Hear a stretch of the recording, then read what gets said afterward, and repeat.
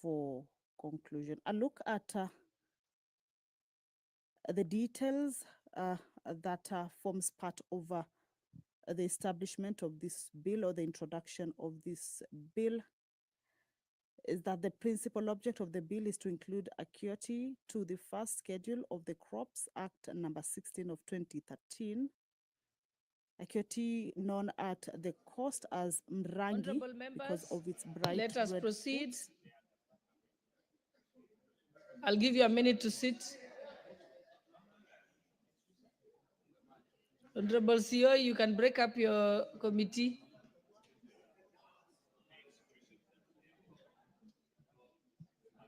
Okay, first order. Order number 1, administration of oath. Order number 2, communication from the chair. Order number 3, messages. Order number 4, petitions. Order number 5, papers.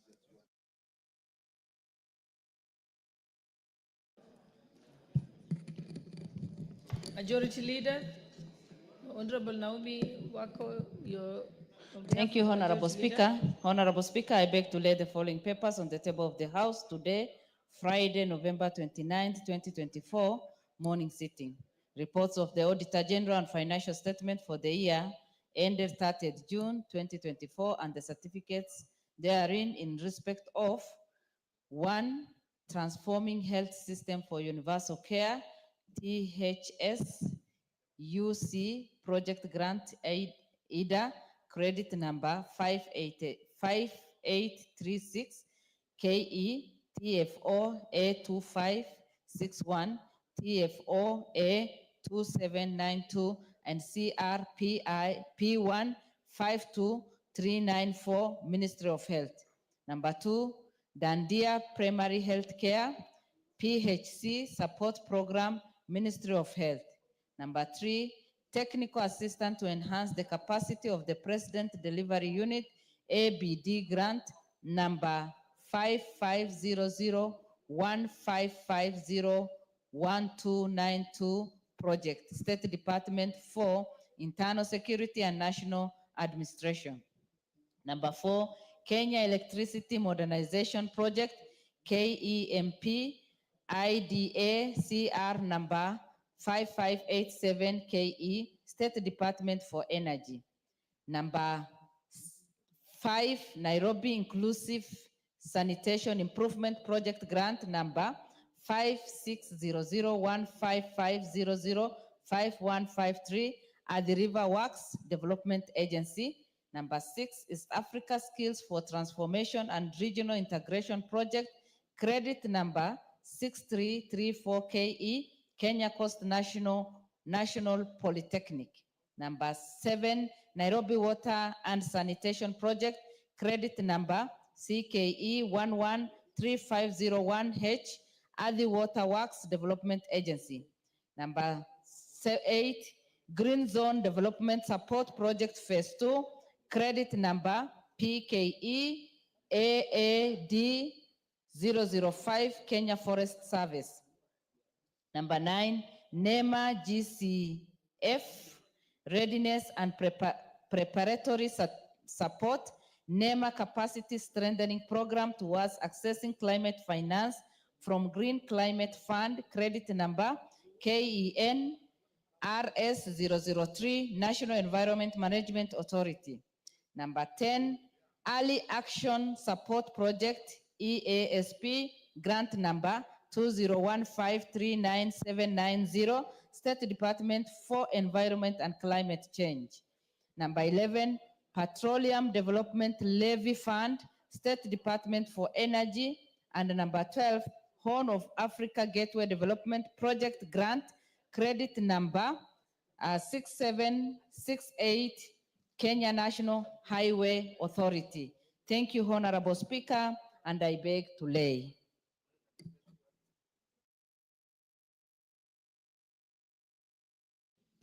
Order number 6, notices of motion. Order number 7, questions and statements. Honorable members, allow me to reorder the order paper. It was raised yesterday that there's been some bills that have been pending for the entire year. So I will reorder the paper as follows, that we now move to order number 13, and then we can come back to 7, questions and statements, and then follow up as like that. Thank you. Order number 13.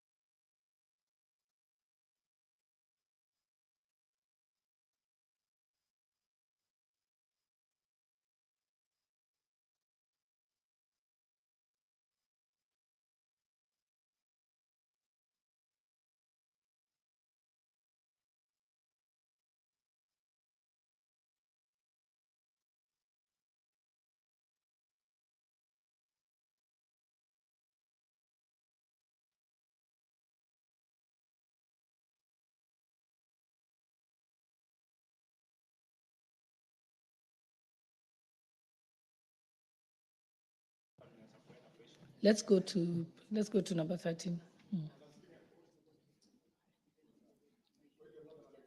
Read the order. Order number 13.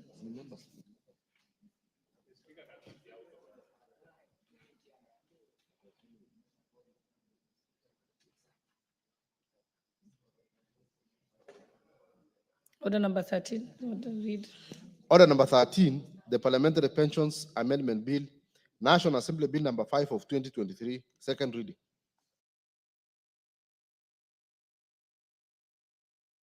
Proceed. Yeah, thank you very much, Honorable Speaker. Honorable Speaker, I do move that the Parliamentary Pensions Amendment Bill, Bill number 5 of 2023, be now read a second time. Honorable Speaker, I want to start by appreciating the opportunity granted to me to move this important bill. And honorable members, you need to note that this bill is actually a bill.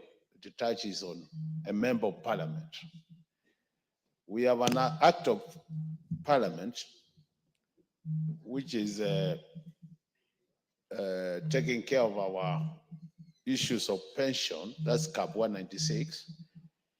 But you realize that this act was enacted before the new constitution.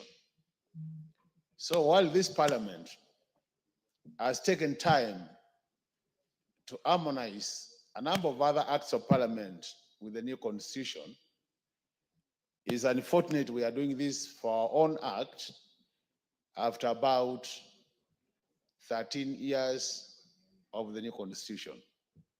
And this shows the kind of unfairness we have been to ourselves. Honorable Speaker, this bill was actually initiated by the current governor of Taita Taveta, Honorable Mwandime, when he was a member of parliament. And you could still not see the end of the day, but we worked very closely with him then. While we had agreed I was to second the bill then, but God was so gracious to him that now he's the governor of Taita Taveta. So when this new parliament, the 13th parliament was actually elected, then I took over this bill so that we're able to get it done. So the whole essence, honorable members, of this bill is first of all to harmonize our Horn Act relating to pensions with the new constitution. You realize the new constitution did create a number of new institutions. One of them was the Senate, which was not there when this bill, when the current act was enacted. The other new institution, which was also created, is the SRC, the Salaries and Remuneration Commission. The other institution, which was also created and has become a constitutional commission, is the Parliamentary Service Commission. You realize that before the new constitution, we also used to have what we used to call the Office of the Controller and the Auditor General. As a result of the new constitution, we got now the Controller of Budget and the Auditor General's office. So there was separation of those two offices. And it's on the basis of that, then we have to do a number of amendments to this bill, to this act, so that we get it right in terms of the current constitution. So you realize in this bill, a number of clauses actually is a straightforward matter of now including the new institutions. For example, Senate was not there. So if you look at our current act, there is no mention of the Senate. So Parliament means National Assembly, which means the Senate is left out. So one of the things we have done is to make sure that where it's written National Assembly, we write Parliament, and Parliament means both the National Assembly and the Senate. It is on the basis of that we have clauses 2, clause 3, clause 6, clause 7, clause 9, clause 11, clause 13, and clause 14. So those clauses is just a matter of replacing National Assembly with the Parliament, where Parliament is defined to mean the Senate and the National Assembly. In terms of details, if you look at clause 3 of the bill, it talks about who a child is. And the current act talks about a child being anybody below 16 years. And we know now we have a new definition of a child, where a child means anybody below 18 years. So we are now changing the age from 16 to 18, so that we align it with the new constitution. At the same time, in the definition of a child, it was speaking the girl child to have a different definition, where they're talking about in case you are a girl child and you got pregnant before the age of 18. There are a number of things being mentioned there. And that is irrelevant with the current constitution. So what we have done with this bill is just to clean it up so that a child is anybody below 18 years. So long as you are 18 and you are a child of a member of parliament, then you benefit like anybody else as per the pension rules. When you go to clause 4, members of parliament, you realize that anytime you join as a new member of parliament, if you serve one term, you are entitled to gratuity at a rate of 31%. If you serve more than one term, then you are entitled to a pension. What has been happening is, and this is very common, members have been elected to this house, you come for your first term, then you lose elections, and you go out there. You go try again. By God's luck, you come back again a second term. Now, once you lose after first term, you always paid your gratuity. Now, if you come back the second term, for you to be able to be pensionable, you are required to pay back the gratuity you are paid.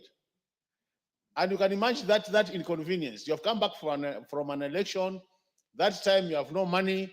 You want to join now the pension because you are a second termer, but then you are expected to pay back that money so that you can now earn your pension. So this has been a major challenge to the members. So in this bill, what we are saying is, immediately you join parliament, immediately you are elected, you are given an option as a member of parliament, either to be paid gratuity or to be paid pension. So once you join year 1, you'll be able to wait, because before the election, you don't qualify for pension. So automatically term 1, you are on gratuity. But in case you are elected term 2, this bill now will open the door for you to choose whether you want to go gratuity or pension. Because once you choose you want to go gratuity, then there will be no need to pay back the one you had been paid. You serve another term and you earn your gratuity again. So you'll have earned two times your gratuity. Currently, it's automatic. When you come a second term, you have no choice but to pay back the gratuity so that you become pensionable. This one opens doors for you members so that you can make that choice. And it's going to be good so that when you come back, you are not being forced to just pay back the money. You will be able to choose. Now, when you go to clause 5, clause 5 says that once now you determine you'll be paid pensions, then that will pave the way for the necessary deductions in line with the pension rules or the SRC recommendations. Because once you are pensionable, then you also, it's a contributory scheme. You'll be contributing, and then the government will be contributing the other share. So automatically they will be able, now clause 5 says, once you choose to be pensionable, then the necessary deductions will be done. Then the other important clause is clause 8, which I was saying, it talks about you, once you decide on a gratuity, then you get your that 1%. Now, another important bit which is happening. Our current act, honorable members, talks about you can only access your pension when you are age above 45. So if you serve 2 terms, and it happens that by the time you clear your second term and you are elected out, you are voted out, you are still below 45. The truth of the matter is you'll have qualified for pension, but because you are below 45, you'll not be able to be paid your pension. So you have to wait till you hit 45. But now we have introduced a clause 10 where we are saying, in case you retire on medical grounds, where a board of medical doctors has confirmed that you cannot continue with your work on medical grounds, and at that time you are pensionable, this bill is saying if we pass it, so long as you have retired on medical grounds and the board of medical doctors has certified to that effect, then you can be paid your dues even when you are below 45 years, so long as it's on medical grounds. That's what clause 10 talks about.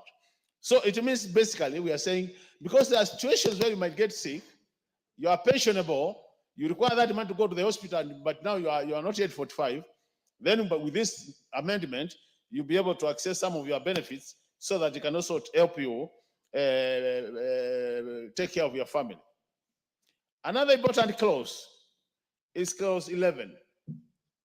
Honorable members, there are cases where honorable members have been elected to this house, and before the end of year 1, by bad luck, the member passes on or the member dies.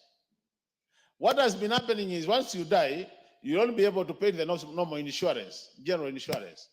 But we are saying with this bill that in case you join this parliament and you die before the end of year 1, we are proposing that, honorable members, your family should be able to be paid an equivalent of 1 year's salary.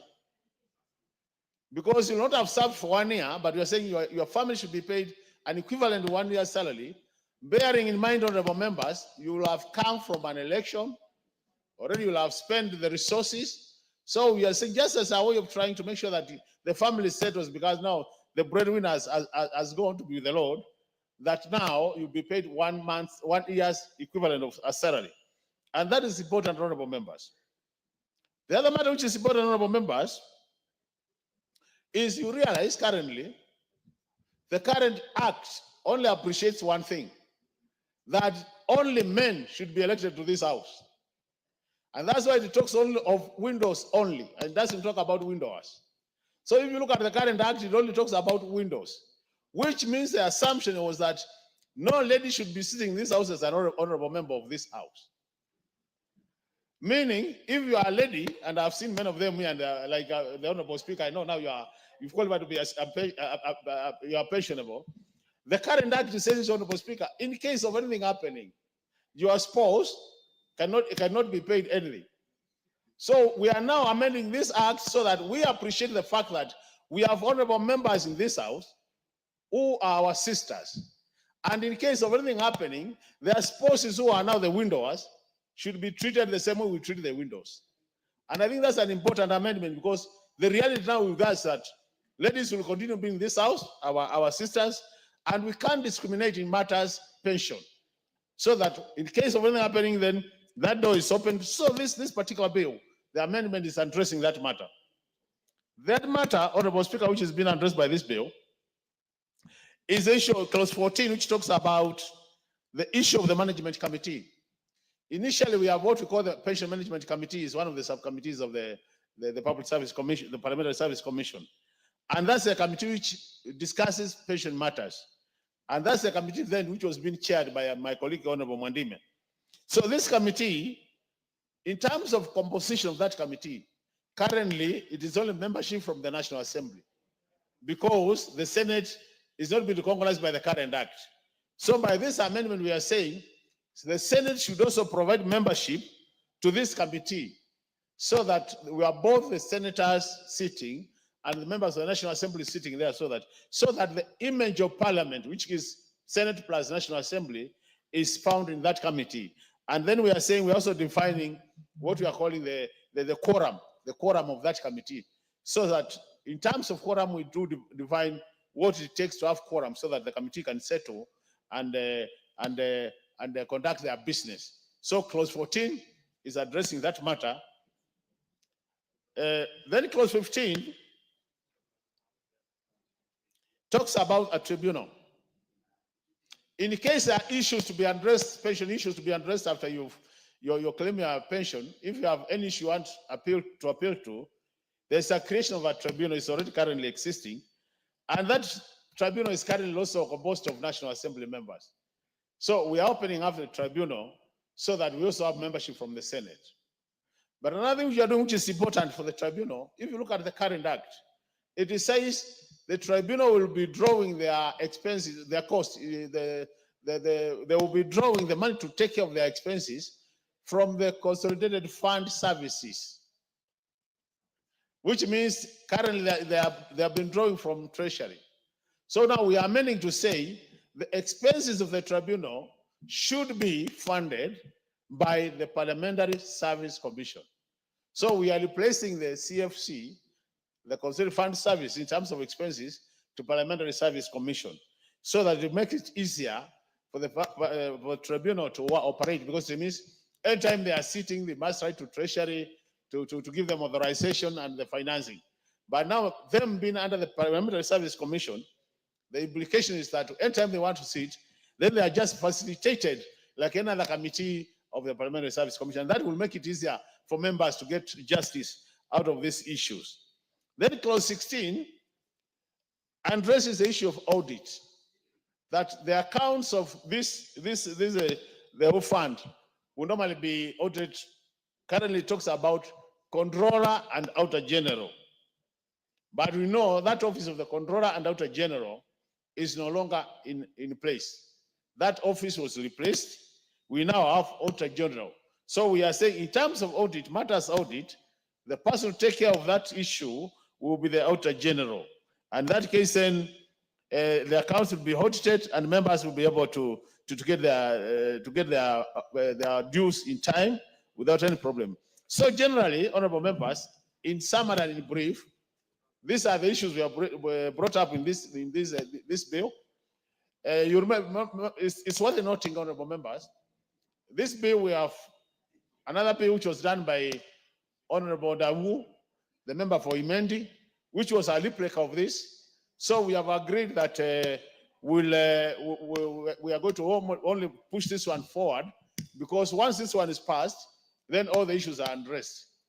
But honorable members, as I sit down, I want to say this. I'm sure most of you have interacted with our colleagues who left this house many, many years ago. Some left 10 years ago, others left 15 years ago. And anytime you meet them and shake their hand, I'm sure some of the experience you go through is not what you would want yourself to go through when somebody will be shaking your hand 20 years to come from today. Our former colleagues, some of them are going through very hard time. And I remember there was a commission which proposed that, if possible, the government should make available $1,000 per month to support them. That bill was being championed by my friend Honorable Waruke, but it looks like our finance committee was not able to pass it because of the budget implications.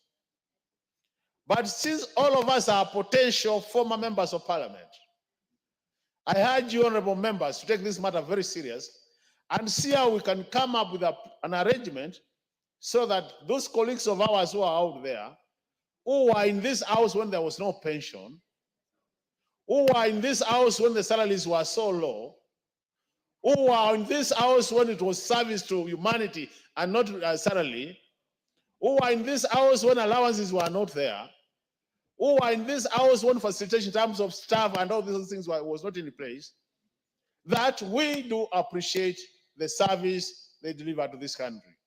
The only thing you can do is, honorable members, we see how we can revisit that matter and say we can support them, more so for purposes of medical support. The other thing I want to say, which relates to members of parliament, honorable members, our former colleagues who are out there, some What's of your them point of order, Honorable Bowen? Thank you, Madam Speaker. I didn't want to interrupt my good friend, Dr. Makali, but just maybe a point of information to my good friend, because he mentioned on tribunal that in his proposal and the amendment is working on is also looking at establishing a tribunal. So, and I just want to inform him, and maybe if we can elaborate, the Honorable Speaker, Article 159 of our Constitution of Kenya 2010 places all tribunals under judiciary.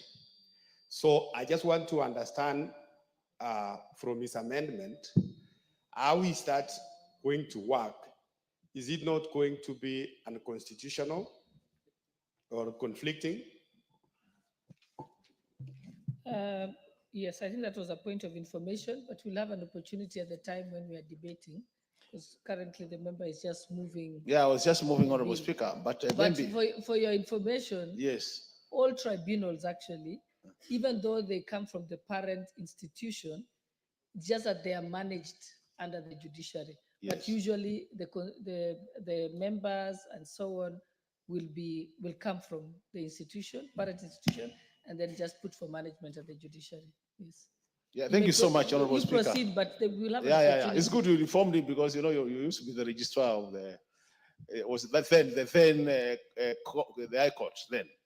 Is it the Supreme Court, honorable speaker? So I think you are well guided now. So what I was saying is this tribunal will just be our own tribunal for purposes of pensions. But as the honorable speaker says, then membership will come from here, and it will be both from the National Assembly and the Senate. But what I was saying, honorable members, is the issue of the medical. Honorable members, I was saying, we are all of us potential former members of parliament, and very soon we'll be out there as a former member of parliament. And one matter which has been harassing our colleagues, which has actually been a challenge to our colleagues, is the issue of the medical cover, once you are no longer a member of parliament. So even as we legislate matters pension, it would also be very important, honorable speaker, that the Parliamentary Service Commission comes to the aid of former members of parliament, matters medical cover, so that we have an arrangement where, even though we are out there, you can actually pay, but there is a mechanism where, yes, a former member of parliament, you can pay to a fund from your resources, but the fund is centralized for former members of parliament. so that it becomes easier for purposes of management. That will help former members of parliament.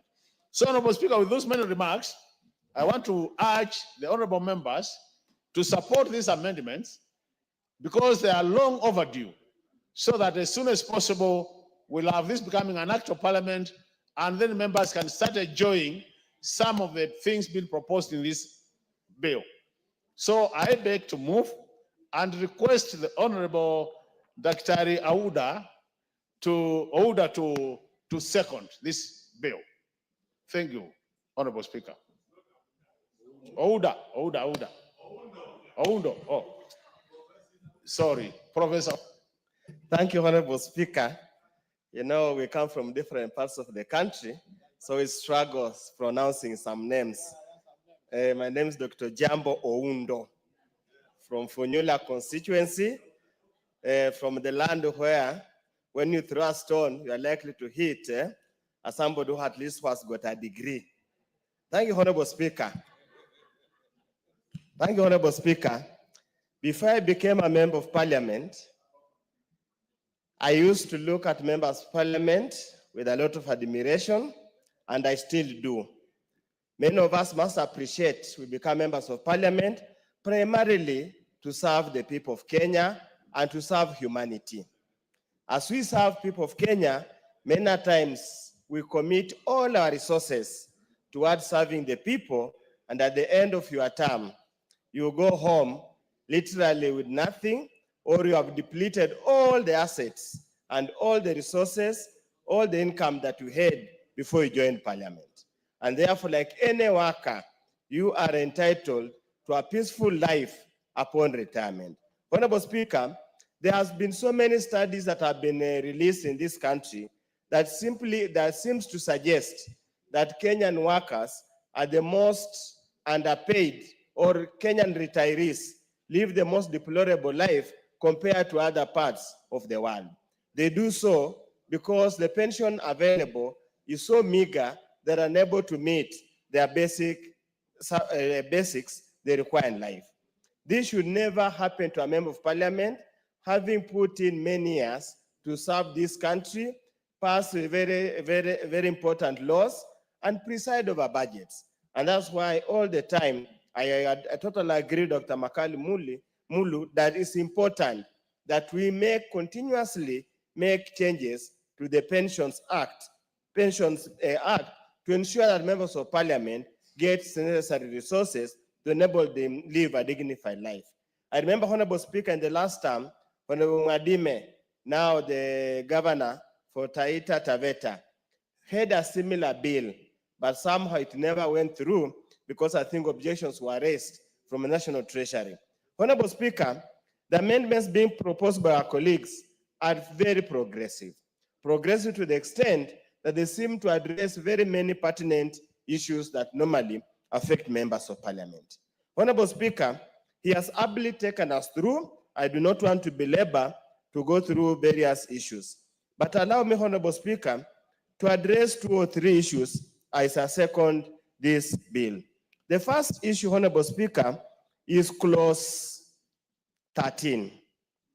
And this clause 13, Honorable Speaker, relates to medical cover post-retirement. Many members of parliament would probably serve and live for many years to come.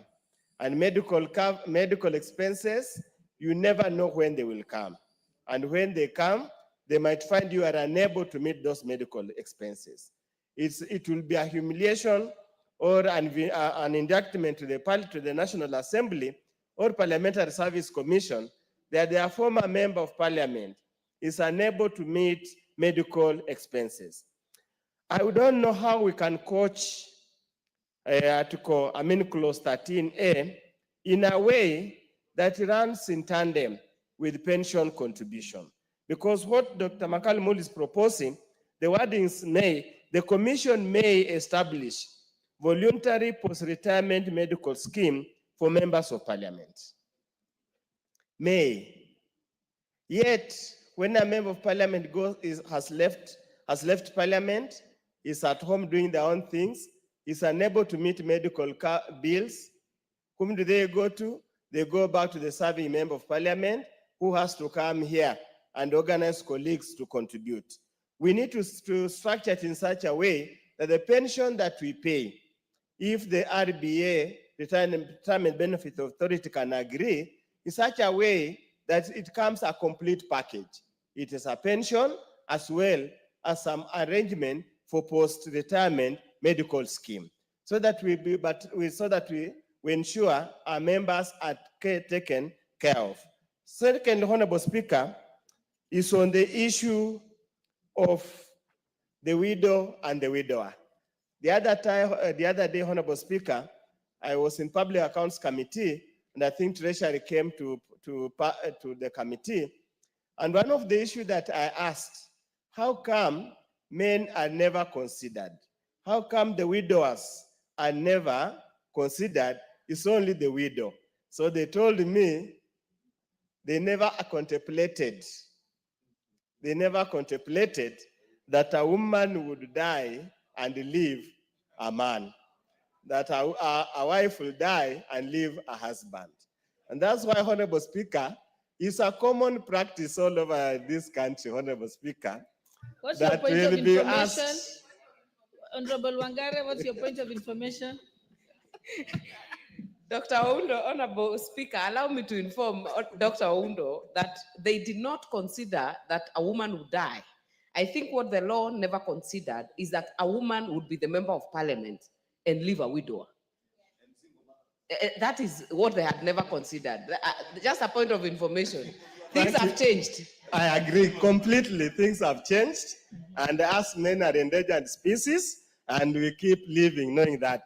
Honorable Speaker, also natural, and we need to be very realistic. If you ask these ladies, when they fill their next of kin forms, 90% of ladies in this country will either fill their children or their mothers, but not their husbands. It is a common practice. So, Honorable Speaker, this is progressive.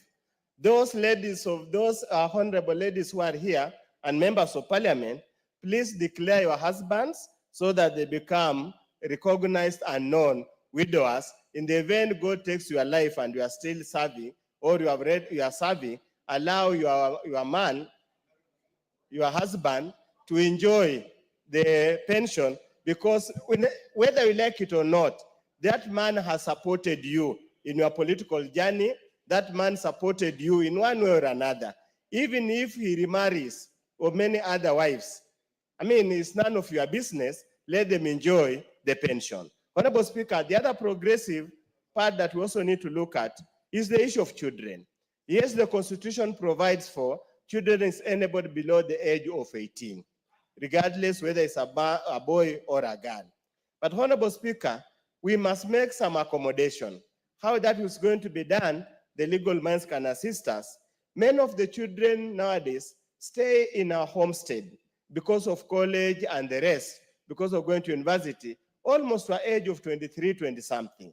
So if they're excluded from any benefits of this nature, then Honorable Speaker, we make it difficult, we make life difficult for them.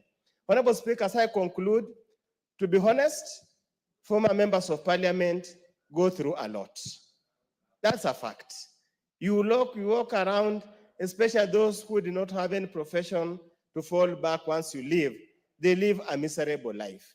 You find them hovering around here, looking for a cup of tea, looking for something like this.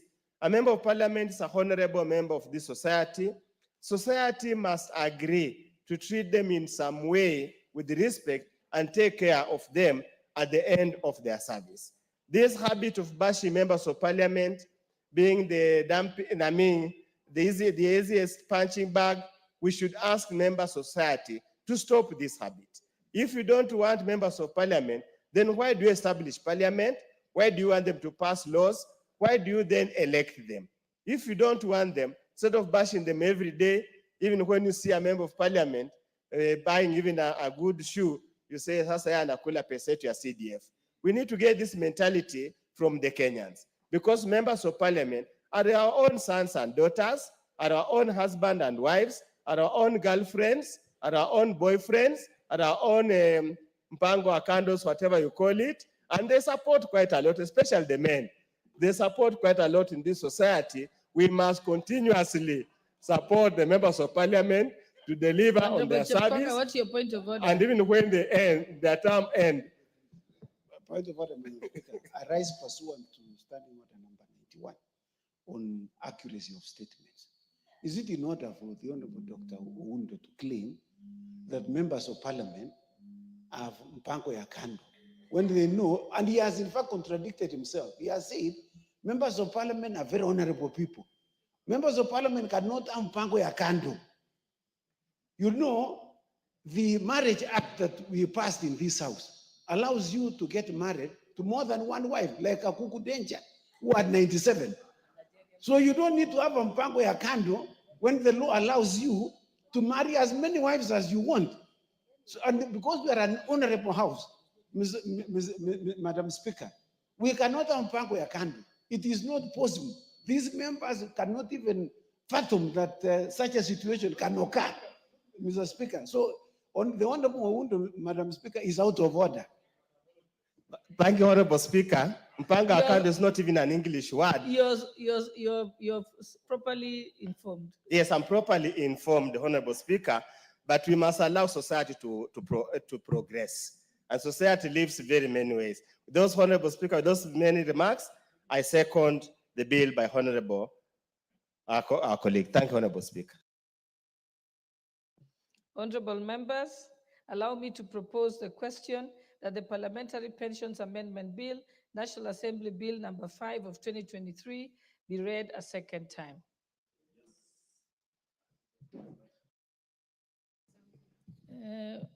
Majority Leader, you want to contribute? Yes, Honorable Speaker, thank you for this opportunity. And allow me, Honorable Speaker, first to thank the Honorable Makali Mulu on moving this bill. And also, in absentia, to also thank the governor for Taita Taveta, the Honorable Mwadime, who was the original sponsor of this bill in the last parliament. And it is good that Honorable Makali Mulu, and also for your indulgence, Honorable Speaker, allowing us to move to order number 13 so that we don't lose this bill again. And it's a very important bill, Honorable Speaker. And I don't belabor what has already been said, but just to point out a few things. I was worried when I heard the Honorable Makali Mulu talk about contributions by government for a year to take care of former members of parliament on their medical expenses. And I was wondering where he found that in the bill, but he just informed me it was just something he was saying that we should add on. And maybe I thought I should start from there. One, Honorable Speaker, just to inform the House that part of, without anticipating debate, Honorable Speaker, with the indulgence, part of the laws that are before this House due for second reading is a tax procedures bill that has a provision that is making post-retirement medical contributions of up to 20,000 shillings down from 10,000 shillings, tax deductible. That means when you are serving as a member of parliament or any Kenyan who is in employment today, if you want to contribute to your post-retirement medical scheme, you are allowed to contribute up to 20,000 shillings per month. That's a total of 240,000 shillings a year, tax-free, without being taxed. And it becomes a tax-deductible expense. Therefore, that is to encourage us that when we are in active service, let us contribute to post-retirement medical schemes because they will come in handy. We do not need to ever go back to public coffers to pay for people who are in retirement. And I know Honorable Makali Mulu, being in the same profession with me, is getting it from the private sector, although he worked in the public sector, that in the private sector, there are many companies that pay for their staff a post-retirement medical cover for at least a year for you to get naturalized to the world out there. But it's different for us as public officers because this money you have to be paid by taxpayers. And therefore, I just want to say I would not have agreed to that if it were in the bill. But when I perused through the bill, I discovered it's not there. And it's good to make that clear so that people out there do not misconstrue the intentions of this bill. Because when the public listens to anything they hear parliamentary, especially now when you talk about parliamentary pension scheme, they imagine it is more money that you are contributing, or members of parliament are getting more money. I was just checking my last pay slip, Honorable Speaker, and discovered every single month I contribute 59,328 and 50 cents to the parliamentary pension scheme. And this is money that is deducted from my salary over and above the NSSF contributions. Because again, there's a misconception that we pass laws here that don't affect us.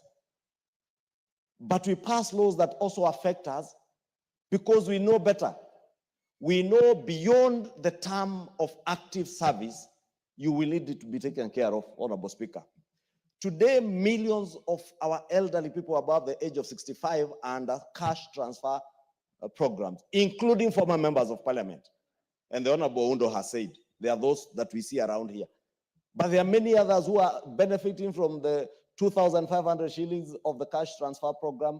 But if they had a good pension scheme, they don't need to go back to public coffers to get cash transfer programs. And that is the essence even of NSSF enhancing contributions. Because why we are having a society where everybody is dependent on public coffers is because you worked for 30 years contributing 200 shillings a month. At the end of your 30 years of service, you have only saved 144,000 shillings. If you are given that money at the end of your term, active service, at the age of 60 or 55, within a few months, 144,000, you have wiped it out, or you are getting pension of about 2,000-3,000 shillings that cannot even take care of your medical expenses. Therefore, just for the record, Honorable Speaker, that this bill is coming at a very good time. And two, to tell the public, especially our fourth estate, because you will see that what they will report tomorrow in newspapers, and MPs increase their pensions, MPs increase their pay. This is money we are contributing from what we are already being paid. Two, Honorable Speaker, this bill aligns, as the mover said, with the 2010 Constitution, especially in roping in the Senate, those issues you've heard about widows and widowers. I don't know whether it is the law that never envisaged that there will be widowers, or never envisaged members of parliament being female. I don't know whether it also envisaged whether there will be members of parliament who will be single ladies who are not married, or who have divorced or separated from their husbands. And it's also good to encourage them, such men and women who have divorced or separated from their husbands, to designate somebody. And I am not naming names, but I am sure there is somebody who is listening to me. You can designate even a colleague to take care of your children when you are not there. But also to encourage all of us to continue contributing. Honorable Speaker, the mover also did touch on the question of this making the pension, our pension scheme, elective after you serve your first term. And it's good for those of us who are serving our first term to know you get your gratuity at the end of 5 years. If you do not make it to come back for a second term, that is all you get, and you don't benefit from a pension.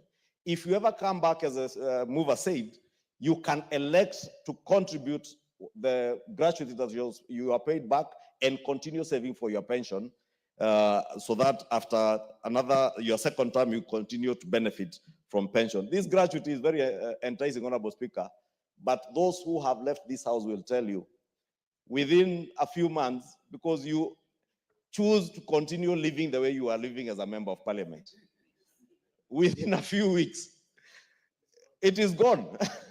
And those members are left very desolate. Now we have an opportunity, and I would encourage even those who lose elections, please don't take up your gratuity if you intend to come back. Keep it with the pension scheme. And I liked something that the Honorable Konga has shared with me here, that probably, and I would encourage the move of this motion, this bill, we need to move this pension, the parliamentary pension scheme, we move an amendment to keep it in parliament, so that the administration of the parliamentary pension scheme is administered in parliament by the Parliamentary Service Commission. And Honorable Chepkonga is a former commissioner of the Parliamentary Service Commission. He can guide, and I would encourage him to bring amendments to make sure that this pension scheme is administered by the Parliamentary Service Commission, because they will relate better to the struggles and the needs of members of parliament than those in the national treasury. When you live and you are old and elderly, you find your children now are the ones in the national treasury. Honorable Kwenya, they will not care who you are. Some will be your grandchildren. They will just be asking this old mzee, and they don't know how much you struggle to improve the lot of the people of Kinangop and Kenyans at large, including them.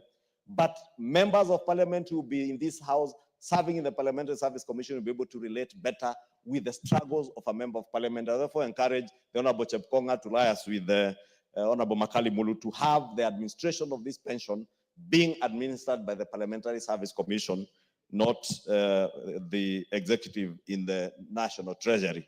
Because you will see the kind of distaste that even those in the executive have for former members of parliament. And those who pursue their pensions with the National Treasury will bear me witness as those who are former members of parliament.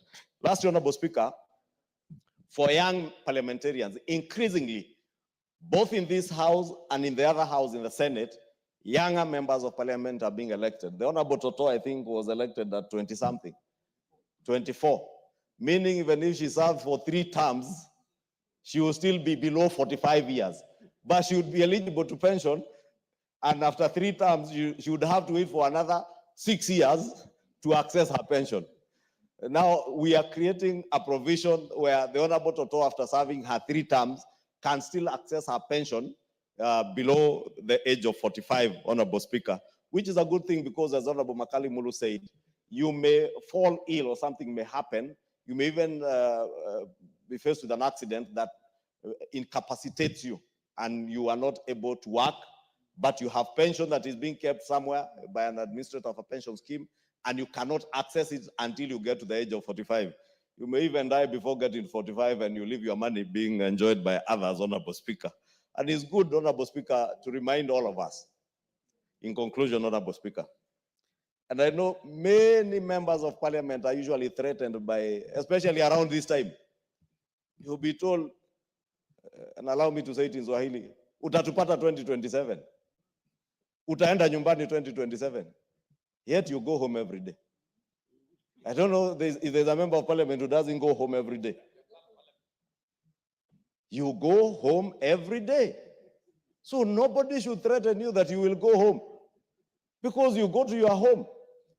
The question you should ask yourself when you are here, the day you are not serving as a member of parliament, how shall things be for you?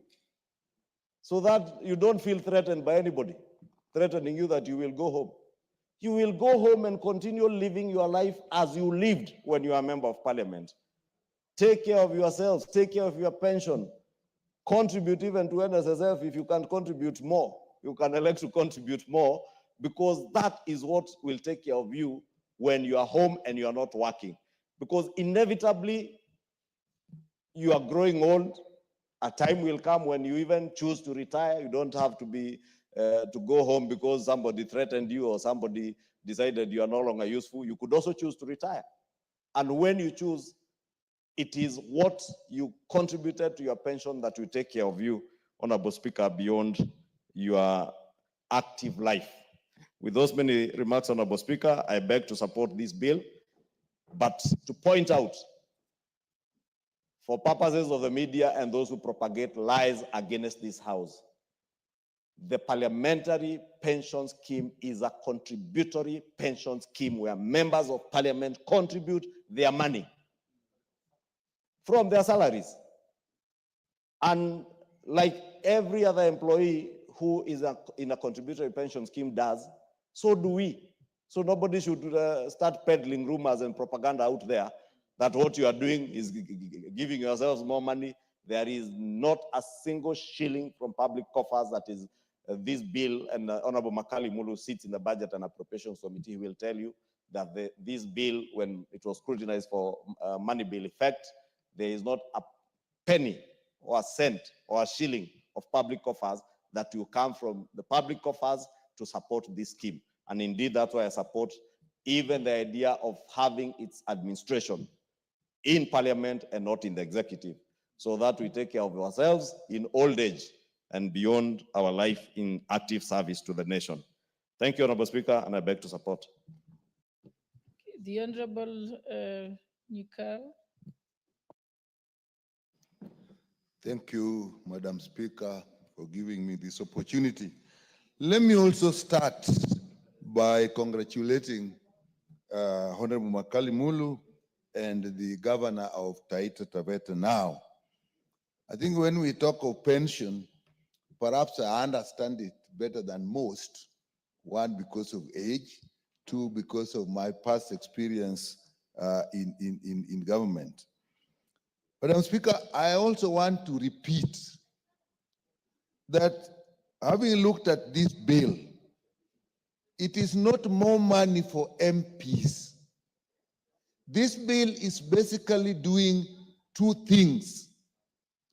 It is harmonizing the pension scheme that is existing with the Constitution. That's actually the basic thing. And also linking it with the social protection policy of this government. And that is all. There's no more money that will come from anywhere in this. But as speakers have said, this bill is actually basically about the Constitution. One, our current Constitution as the Bill of Rights. And a big part of the Bill of Rights is actually social protection. And the whole world, no country can grow and develop if it does not have a strong social protection program. And it is not only members of man, all vulnerable people need social protection. And all people who retire need social protection. Members of parliament are actually a particular group. Madam Speaker, I've taken time to look at the lives of members of parliament, politicians in general, at the time when they get in and at the time when they get out. Over 90% of them are socioeconomically worse off when they are leaving parliament, when they have left parliament, than when they came in. Madam Speaker, the process of getting in parliament itself is expensive. But even more expensive is actually the process of maintaining that seat. The social responsibilities that goes with it, we all know it. The arambes, the funerals, all the social responsibility. Madam Speaker, there is no person who is actually wealthy enough, if they go into parliament, who cannot at the end of it actually be poor. Extremely rich, wealthy people have been in politics, and when they end, they're actually poor. We look at our colleagues who have been there and have retired, and Madam Speaker, most of them, over 90%, are not doing well. And these are people who are either professionals, be very serious and successful business people, or there were people in academics or in government who are doing well. What is it that makes them actually be unable to manage themselves after they leave this? It is the process of leadership as it is in the country today. So this bill actually aligns our pension scheme with the Constitution so that members of parliament get the protection that is required. In social protection, I was in the ministry dealing with social protection. All people, I have just been informed that when we decided on 2,500, actually it was 2,000 on Honorable Mbadi when he was still here, actually made amendments to push it up to 2,500. We complained because we didn't have money. But today I'm told even members of parliament are benefiting, which means I'm likely to benefit. So that social protection in our Bill of Rights, Chapter 4, is key in what is happening here. Madam Speaker, the other element is actually in our Constitution, we have created a bicameral system which has two houses, of Parliament, the Senate and the National Assembly. And what this bill does, Madam Speaker, is actually take care of that. One, in definitions, two, in nomenclature, so that when you say Parliament, it must be sure you mean both the National Assembly and the Senate, which was not there before. So the old act didn't take care of that. And therefore, that is important. And when you go into the structures, all the structures, in terms of membership of all the structures, did not also take care of the fact that there are two houses of parliament. So what this bill does is to take that into consideration, and so that membership can then include both houses of parliament. Those are the basic issues in this bill. And therefore, the definitions are now important. When you say parliament, now we know it means two. When you say child, that I think has been talked about. When you talk of gratuity, loss of gratuity for pension, for victory after the first term, all those are actually, when you come of age, when you come of gender, Madam Speaker, all these are now just definitions that are arising from that. But when you come to gender, Madam Speaker, I think it was definitely a discrimination, actually not just against men, but against women as well. Because if the spouses of men are benefiting, why should the spouses of women benefit? I have had the opportunity to work at a time when at a district, when my wife was a district head, and I was just a pediatrician, and so I was known as the husband of. Now, I also decided every time I must benefit. If spouses are going somewhere, I must go. So that was discriminatory.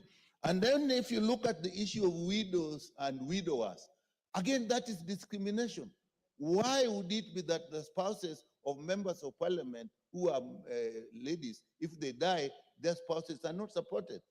Unfortunately, the truth is, men tend to die earlier than women in many cases. Even if you look at the Bible, there is a lot of support for widows. You don't read much about widowers in the Bible. But I think we now know better, and we should take care of that.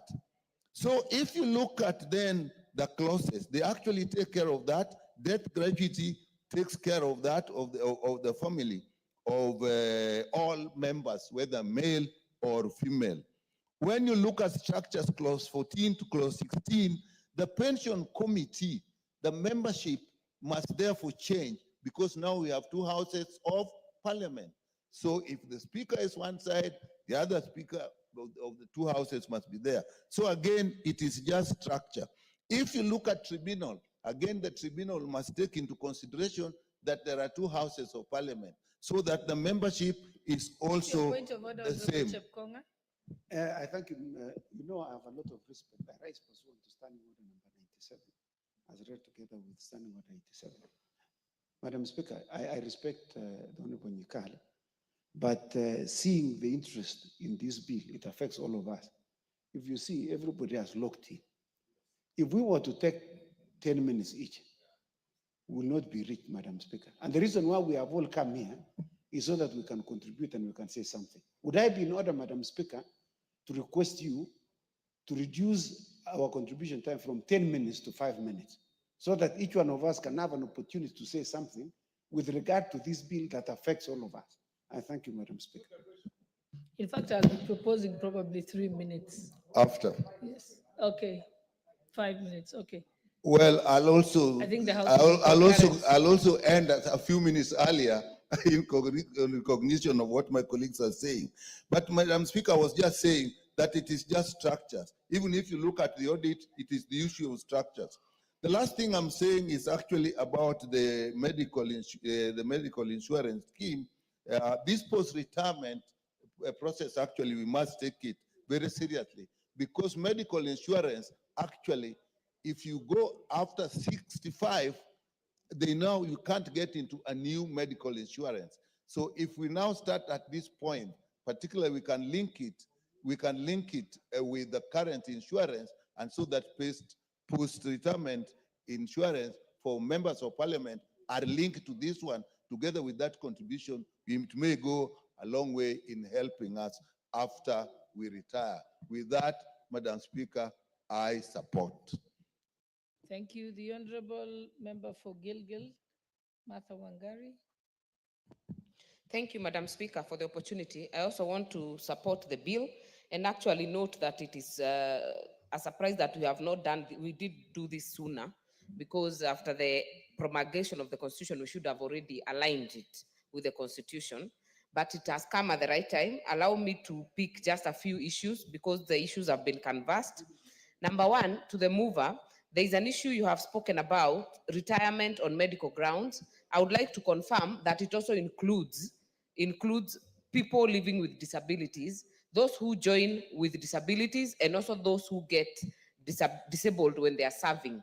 I say that because if you remember Honorable Denita Gati, the former Migori women rep, we joined with her in 11th Parliament. She was well, but in 12th Parliament, she was a PWD. So this provision on on Article number 9 should also include PWDs, so that if you want to retire on medical grounds, the PWD aspect is also considered a medical ground, so that if you get the disability when you're serving, or even when you join when you're serving, you have that leeway to be considered at that point. And I also want to agree, Madam Speaker, that the issue of widows and widowers has been discriminatory. And I've said it's because, first of all, it was not ensured that women could serve as members of parliament, but it is very important that both spouses are included. It's also true, as Honorable Nikala said, that statistically, the men live shorter lives. They have a shorter lifespan generally than women. But it's also because men usually have a backup plan, Madam Speaker, and not many stay widowers. In fact, there are very few who stay widowers. The moment their wife dies, it doesn't take long. Within a year, and you look around, even bishops, every kind of men in this country, they won't finish a year, they'll have another wife. But we have so many widows that actually are left to watch their children until they're adults. So I think that was the relationship. But I think times have changed, and we are here, and widowers should be included as widows and given the same rights, Madam Speaker.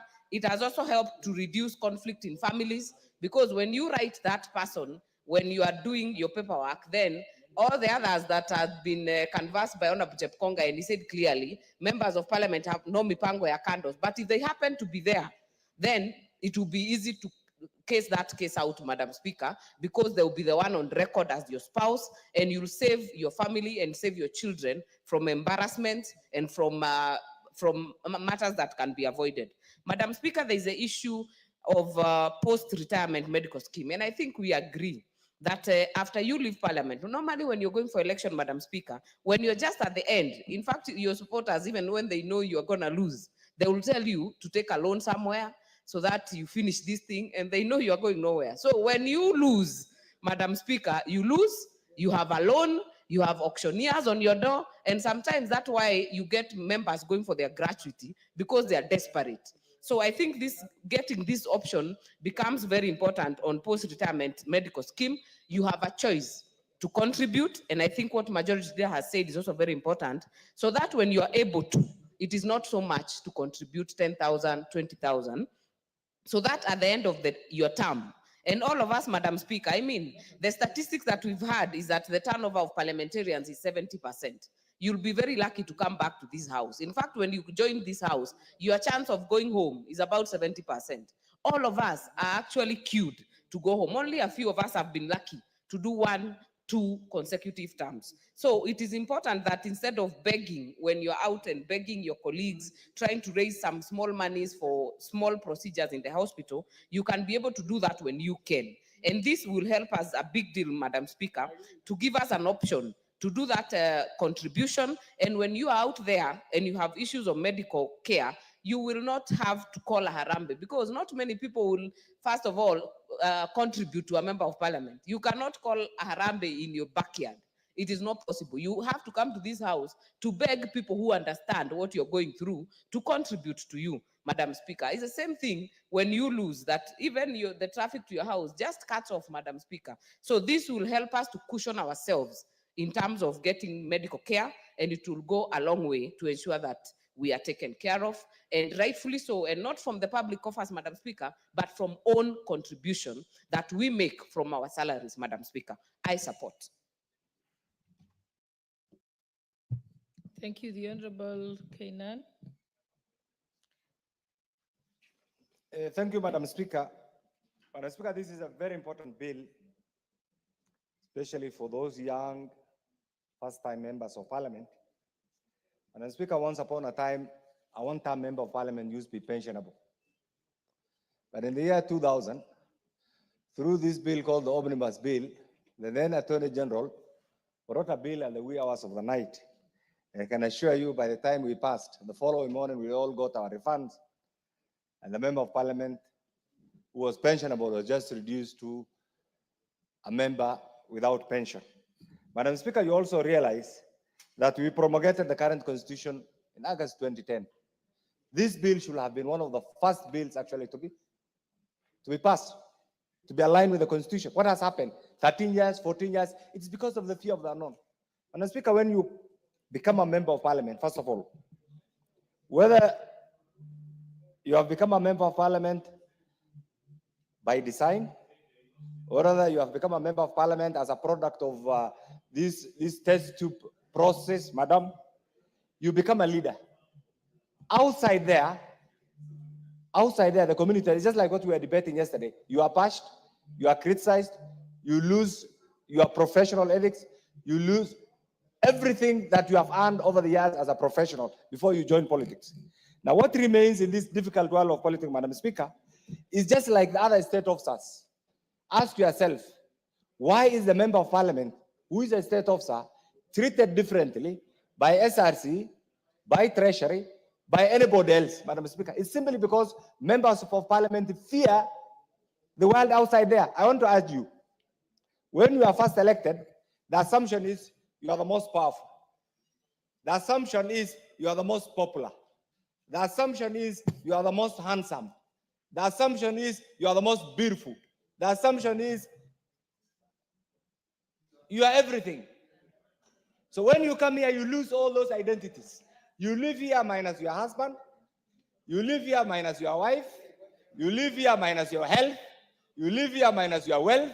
You live here minus your popularity. And I can tell you, by the time you exit there, you will be a pound, you'll be a nobody. So you'll be regretting outside there and say, I wish I did this. I wish I did this. You have an opportunity. Don't fear. You are a state officer. You have the same constitutional entitlements like any other state officer pursuant to the current constitution. Why have you not passed this? I am a member of the committee, the finance committee, that will be bringing amendments. And I can assure you, we have put in place the best brain. I don't want to prejudice. We will give you the best product out of this. We are consulting the PSC, Parliamentary Service Commission. We are consulting the pension department. We are consulting the best brains within the parliamentary legal system so that we refine this bill in the next stage, including giving the member of parliament treatment that befits not only other state officers, but as an elected leader who has served one of the best institutions called the August House. When those amendments come in your share numbers and support it, because that will secure your life after this August House. I always say, if you come to this place with the assumption that you are a potential former member of parliament, you will do well. But if you come here with the assumption that you have reached and you are everything, I can tell you, the term will be 5. So all of us are potential former members. So my definition as a serving member of parliament is I am a potential former member of parliament because the electorate tomorrow can ask you exit. So what is there for the outside? What is there for you in the outside world? Madam Speaker, we are solving some of the definitional problems. Definitional problems because the current, it's called the National Assembly Pension Act. But we have a bicameral house. It's has taken us 13 years to harmonize this. Isn't it a shame? Isn't it a shame, members, that we have taken 13 years to domesticate a bill that touches on none other than one of the 3 arms of government? It is. Why have we not done it? Because we fear. But time has come, it is today. The other bit, Madam Speaker, a critical thing, and I am glad that you have alluded to this, I want to really ask for some few more minutes, is the issue of voluntary post-retirement benefit. I don't want to mention names, and my brother here, I think he has left. Some of the best brains from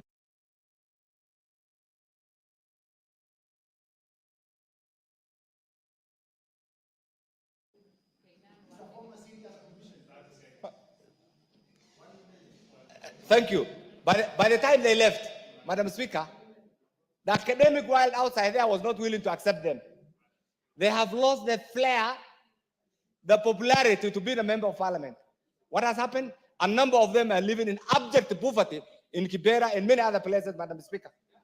We need to cure that so that the member of parliament does not only enjoy respect when you are serving member of parliament, but when you exit, you continue with the same respect. That is why this voluntary post-retirement benefit is so critical to the life and the well-being. And I like the way you have put it when you are contributing to the life and the well-being of not only the member of parliament, but to the family of the member of parliament, Madam Speaker. Madam Speaker, that's a critical component in this particular bill. Madam Speaker, the other bill that we have cured, that we'll be attempting to cure, you have served one term. By the grace of God, your conscience or our conscience have asked you to exit. What you came back, what happens? That bit must also be cured. The other bit that will be cured through this bill is you have served 2 terms, you exited, you have gone with your pension, and then you are back for the 3rd term. What happens? That lacuna will also be cured, this, so that there is either continuity or the benefit is defined. Madam Speaker, in conclusion, what I want to say is this. This bill will also be aligned with Article 127 of the Constitution, which forms the Parliamentary Service Commission, because the Parliamentary Service Commission is our trade union. So in conclusion, support this, and I can assure you, you will join the league of the other state officers. Thank you, Madam Speaker. Thank you, Member for Endebess. Thank you, Madam Speaker. Allow me to support this bill by the Honorable Makali Mulu, and also to thank the former member, the current governor for Taita Taveta, for having been the initiator of this bill, and Honorable Makali for making sure that we don't lose this bill. This is an important bill, Madam Speaker, and as you are aware, this House also passed the Parliamentary Service Commission Amendment Bill, in which one of the recommendations was that on mother's health, we should be able to have members who are either former members of the National Assembly or the Senate having a medical cover. And this can only be actualized through ensuring that when members leave this House, they can also join the group medical cover through individual contribution, and we can be able to determine that how much each member is able to pay so that he can be able to access medical cover outside there. On the same breath, Honorable Speaker, I also want to encourage members in this House that we have a gym facility in level 24. Please utilize it for your health.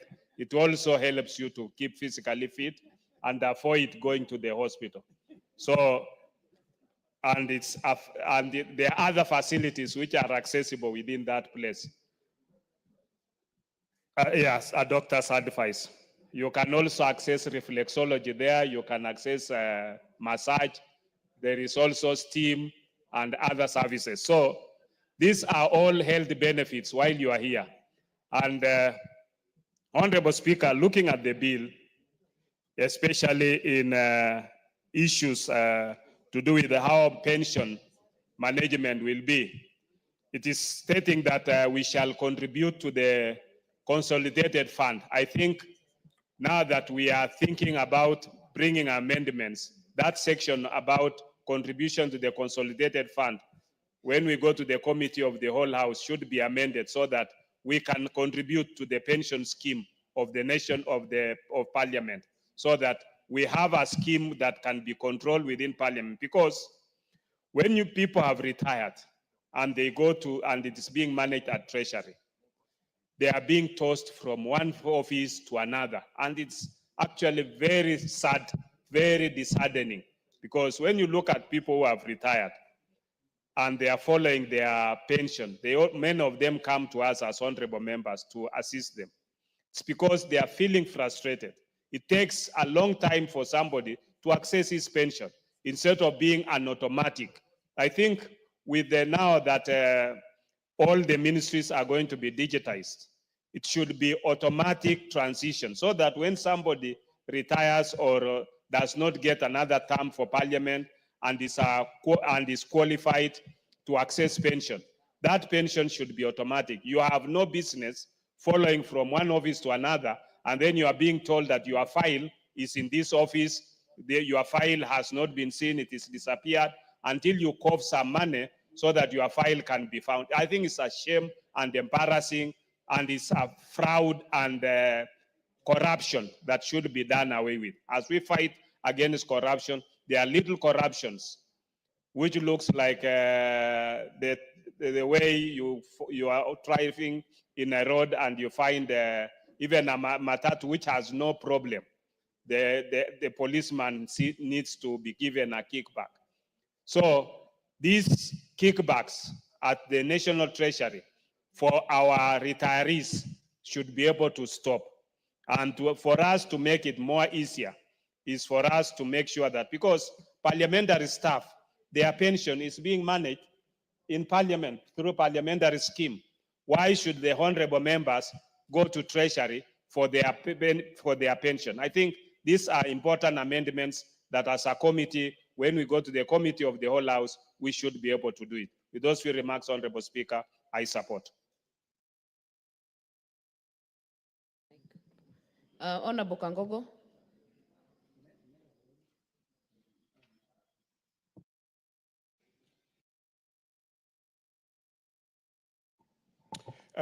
Thank you,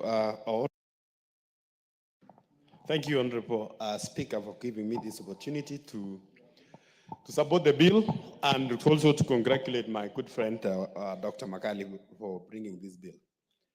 Madam Speaker, many of our former colleagues who are in this house before us, many of them, they are languishing out there, and they cannot even afford to go to hospital or afford a small medical cover. Madam Speaker, I want to thank the Honorable Makali Molo and the former MP for Matate, the current governor of Taita, because he initiated this bill. And Madam Speaker, this bill is going to help all of us who are in this house today and our colleagues who are going to come after us. Madam Speaker, we have seen many of our former members, they sometimes come here to see us, the current members of parliament, to help them in medical schemes here and there. And I'm happy that also part of this bill is to clean the current pension act and also to align it with the constitution. Madam Speaker, many a times, as such a bill, you will find that it is reported outside there. And this is something we need to caution the media and the people out there, because sometimes a bill which touches members of parliament, you will find that the headline is tomorrow is members of parliament, they want to increase themselves billions of money in terms of pensions.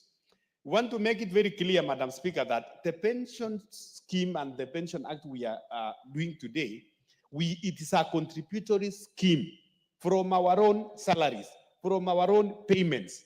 What we are only saying is that this scheme to be ministered or to be administered here by Parliamentary Service Commission. Because currently, as we contribute, it goes to the consolidated account or the consolidated fund.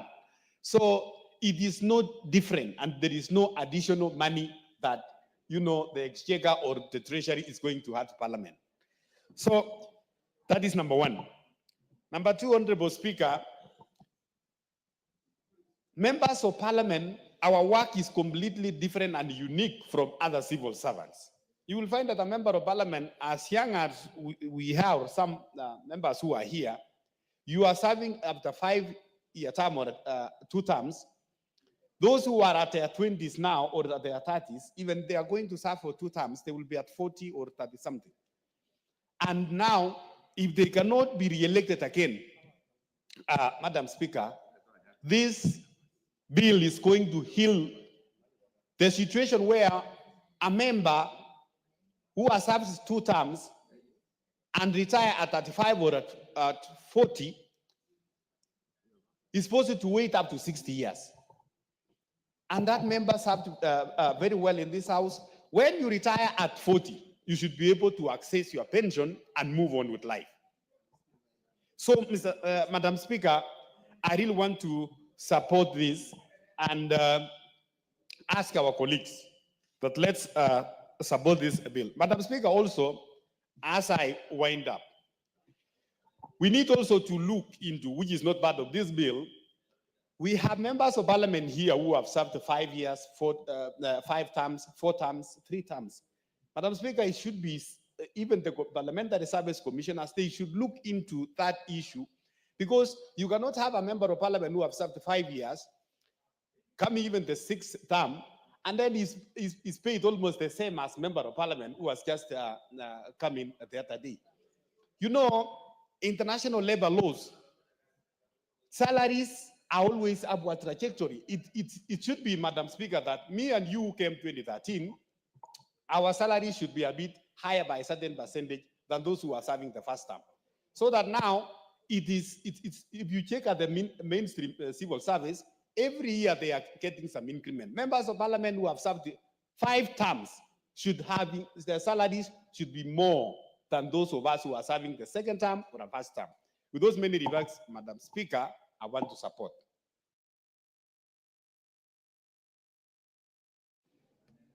Thank you. Member for Dagoretti North.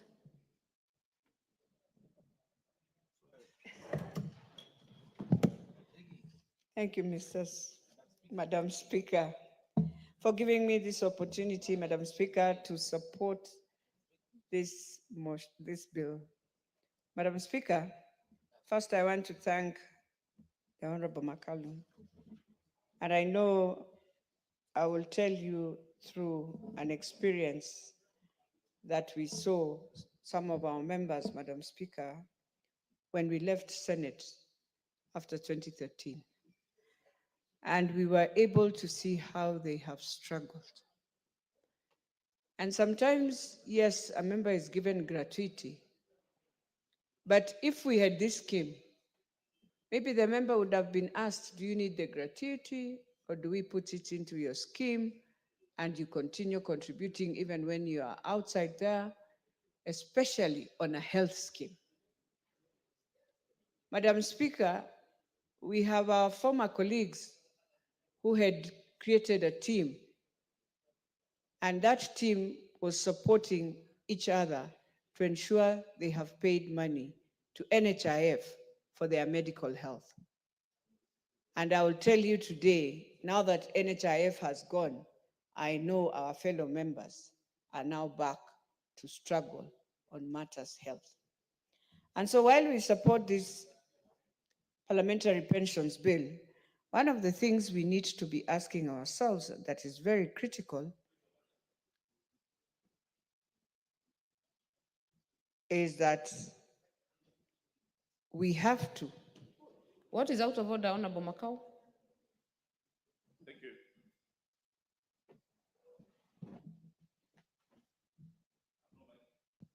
Thank you. Thank you, Madam Speaker. Madam Speaker, I've just heard the honorable member say the NHIF, where former members were enjoying, is no longer there. Madam Speaker, from where I sit, the honorable member is a sympathizer of Kenya Kwanza government. Is she trying to insinuate that SHA is not working or SHIF is not working? Thank you, Madam Speaker. Honorable Elachi. Honorable Makali, you are a commissioner, a bigger sympathizer of government because you are a commissioner of this house under the government. And this arm is an arm of government. So there's no member of parliament who is a sympathizer of another arm of government. You should understand that.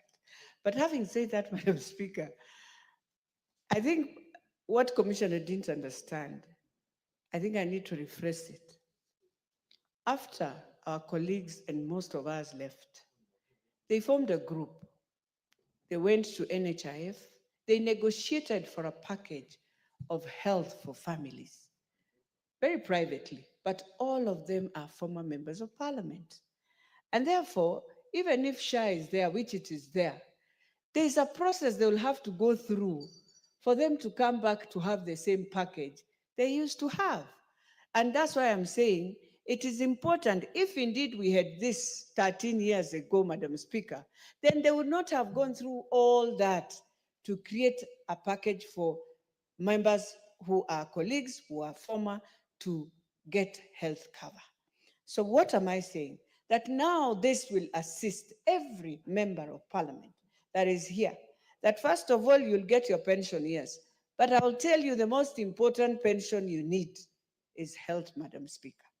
Because we have seen, we are in a job where, Madam Speaker, everyone hates us. Sometimes I look at the young people here and you feel, because you know, Madam Speaker, you've come here, this is your third term. And I'll tell you, if our young members of parliament do not get pensions, and especially for health, even just getting employment is so difficult. And you know, in parliament, we've been very, very, I would say, very kind to ourselves, or very harsh to ourselves, Madam Speaker, that we create jobs for everyone and we forget, and even we put a clause that says, if you have ever been a member of parliament, you cannot get that job. So now, Madam Speaker, our youths who have now come, what happens after they leave? I heard the majority leader in the morning giving an example of Toto. And you imagine, now she has started a family. What happens after? So this is one scheme I would tell the commission, you are doing it and we want to congratulate you and to thank you for thinking that. But I want us to go further and push through to ensure the health one works even before this. It is critical for those who will be leaving this house because, as Madam Speaker, you said, indeed people say you are coming. It is up to God to know whether you are coming. It will be a very, very small margin and very few people coming back.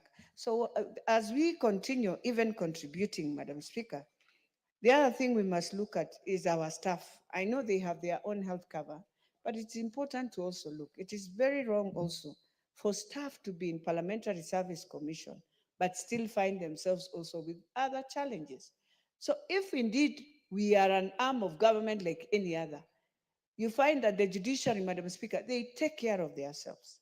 The executive, the CS, they take good care of themselves.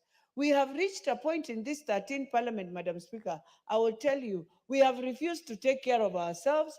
We have refused to appreciate we are also in a job group that you went out there and looked at.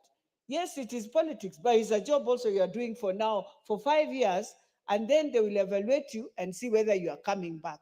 Can we start taking care of ourselves from our food, from our catering? Can we have a wellness place of eating food that is of wellness, Madam Speaker, so that we stop these diseases that we are finding ourselves, diabetes, pressure, and all, just because we have refused to check the catering.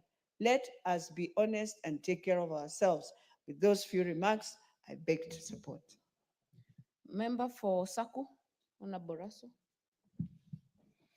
Thank you very much, Honorable Speaker. I rise to support this groundbreaking bill. Yesterday, the minority leader raised something also very important about the members of parliament, those who sit in this house and those who sit in the Senate.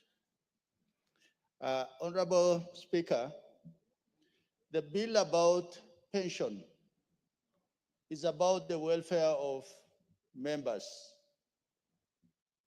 those who are here, those who have preceded us, and those who are likely to succeed us. Honorable Speaker, being a member of parliament is considered a prime job. You become unemployable immediately after you lose the seat. Or even if you don't lose the seat and you move away, you actually become unemployable. You are considered to be very wealthy. You are considered to have been on high salaries. That in Kenyan parlance, you call it super scale. So for that reason, you are not an ordinary citizen. And that is where all members who pass through this house must understand whether you are a fresh man or woman, or whether you are a 3-term or a 4-term member. Madam Speaker, pension or pensioners, as you retire or you lose a seat, your income is reduced. Your friends also are reduced. When we are in this house, we have very many friends that your phone is jammed. But as soon as you lose the seat, actually nobody bothers to even greet you on the street, because people know that maybe you have a bank loan, you want to ask for assistance. Even lawyers, as you approach them, because your mortgage has run out, you want the firm of lawyers that normally call you, if you approach them, they are very reluctant to even take your call, let alone assisting you pro bono, because you used to sit in this house. Madam Speaker, they say health is wealth. I think the 4 bills that we have passed in this house about the universal health care, the SHA and the SHE. One thing we as a house, we must stand on our feet to make sure that Kenya has a good health system. A good health system that will not just serve this generation, but for posterity. Today, what is making the life of Kenyans as we go around, it's not really food. People will complain about a lot of things, but the most expensive thing is healthcare. When we sit in this house, I'm sure when you scroll through your phone, the message that you are likely to get is about death in a hospital or a death in on a hospital bed. And that is how important or significant it is. No one will raise funds for a former member of parliament. That is what we must understand. And that is why this bill is really important. Finally, and most importantly, Madam Speaker, is housing of the pension scheme under the Parliamentary Service Commission. They say East-West home is best. The members who leave this house, their best house of call, or the first house of call, will be the Parliamentary Service Commission if they are really in trouble and they need help from Parliament or from their colleagues. So for that reason, Very well said. Member for Moyale. Are you on this one? No. Honorable Sigay.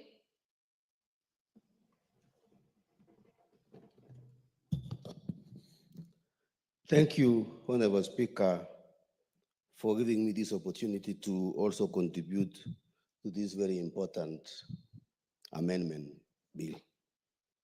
Madam Speaker, on the onset, I would like to thank the sponsor of this bill, Dr. Makali Muli, and those who started earlier to move in this direction. Madam Speaker, I want to support particularly the alignment of this bill to the Constitution, because for a long time, the act has been obsolete almost.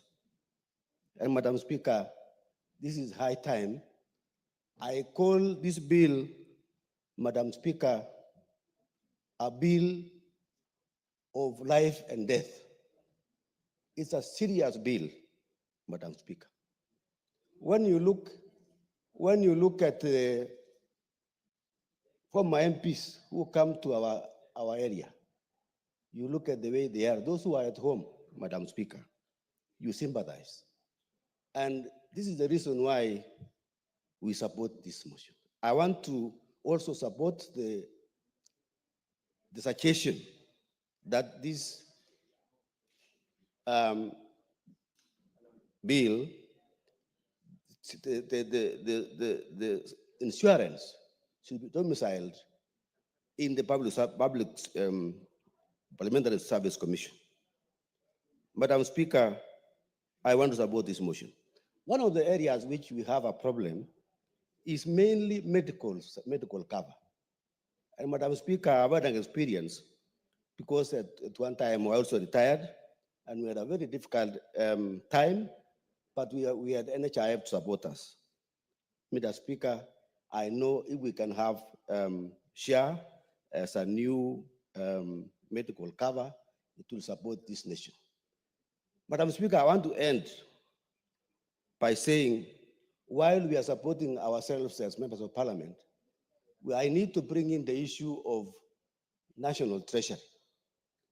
Many a times, Madam Speaker, we have a problem of supporting our teachers. The cases we have now, Madam Speaker, is the delay in processing the pensions of our teachers. I have about 20 cases. Teachers come to Nairobi here, Madam Speaker, to follow their pension. And it takes eternity for these people to get their pension. We would like also to appeal to National Treasury to reform the way they are processing the pensions for our teachers. They are suffering. And most of them are dying because they cannot get their pension. So, Madam Speaker, I want to support this motion and urge this House to really move in and support. And I want to also emphasize that we are paying for this pension as members of parliament. And nobody out there, because I think we should also ask our people to change their minds out there, the attitude they have for this House. They take members of parliament as enemies. They always talk negatively about members of parliament. We would like our people to change. We are making this country a country to live in, and we are very happy, Madam Chair, Madam Speaker, that we are moving this direction, and I want to support this motion. Thank you, Madam Speaker. Thank you. Member for Kinangop.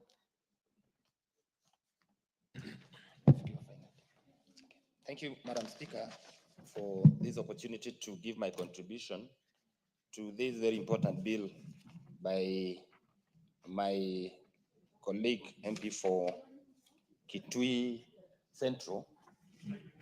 And Madam Speaker, from the word go, I want to support the same for one simple reason, that one, we are 14 years late to aligning this act with the realities that are in our constitution.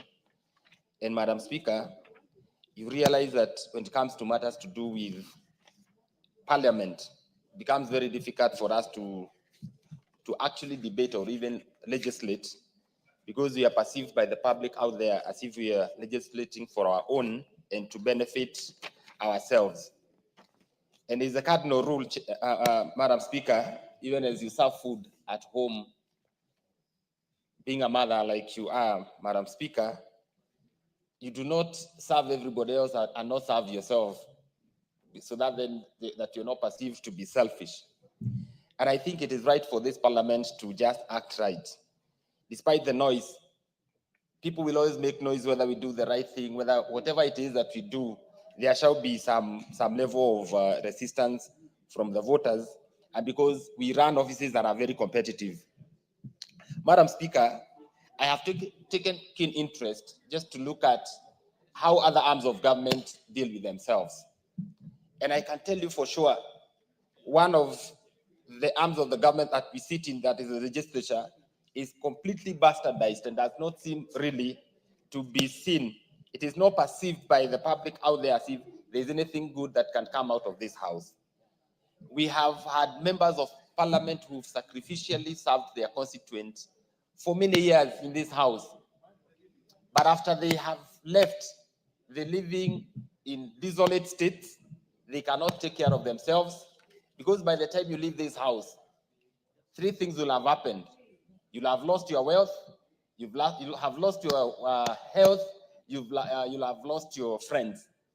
That being the case, Mr. Speaker, we must not lose ourselves. We may lose everything else, but never lose ourselves.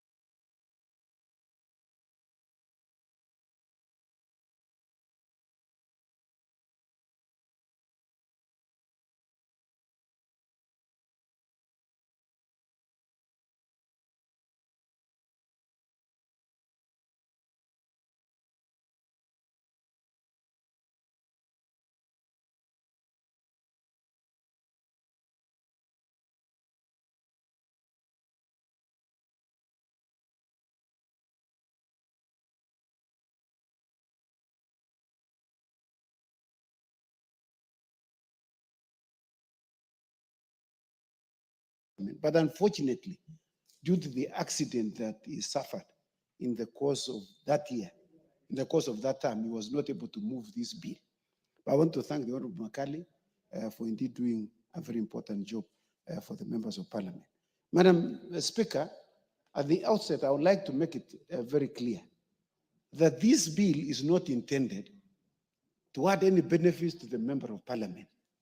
And those who may want to write this story should read the memorandum and of the objects and reasons for this bill.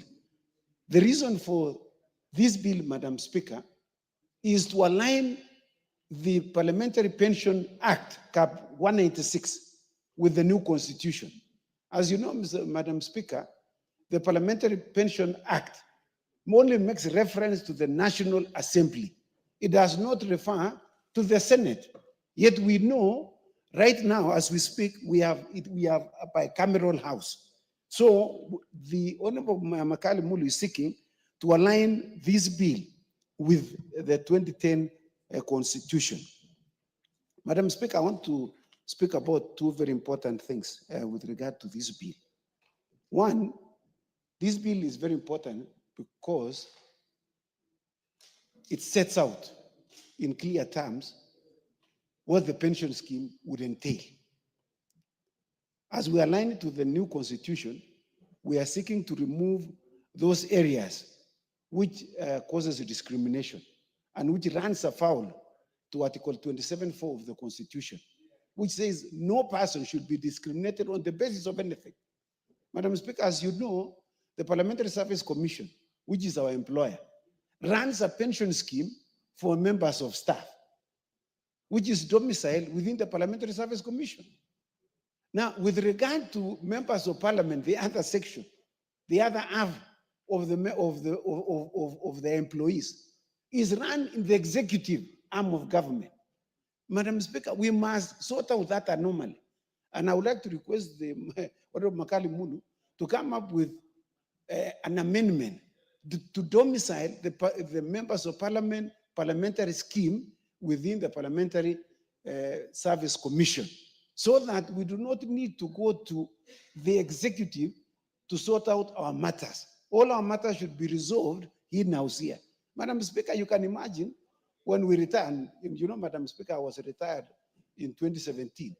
So when I was going to look for my gratuity, I was told from one floor to the other. I was told, go to floor number 7 in Treasury Building. Then I was told, no, not this one here. Go and look for somebody in floor number 12. So I go to floor number 12 and I was told, no, go to floor number 9. So, and you know, we are totally frustrated at that time. You've been thrown out, you are without money, and you're hoping that you can get something. Madam Speaker, if this scheme was domiciled in Parliament, in the Parliamentary Service Commission, I would just walk over to the offices, and we know it. Why should we be sent to a place where we have not worked? I'm not a member in the executive. The second thing that we must ensure that this bill provides is the question of the post-retirement medical scheme. Madam Speaker, we have very many schemes here. We have the mortgage scheme, we have the loan scheme, we have many schemes. Why don't we have this scheme, which is beneficial to members? And we are saying it's going to be contributory. We are not asking anyone to give us money. We just want a platform to be provided for us so that we can contribute this money. When we retire, we're able to enjoy medical facilities like we were doing before. And we know of many other institutions which do that, Madam Speaker. And finally, Madam Speaker, you can give me just 1 minute with regard to this issue.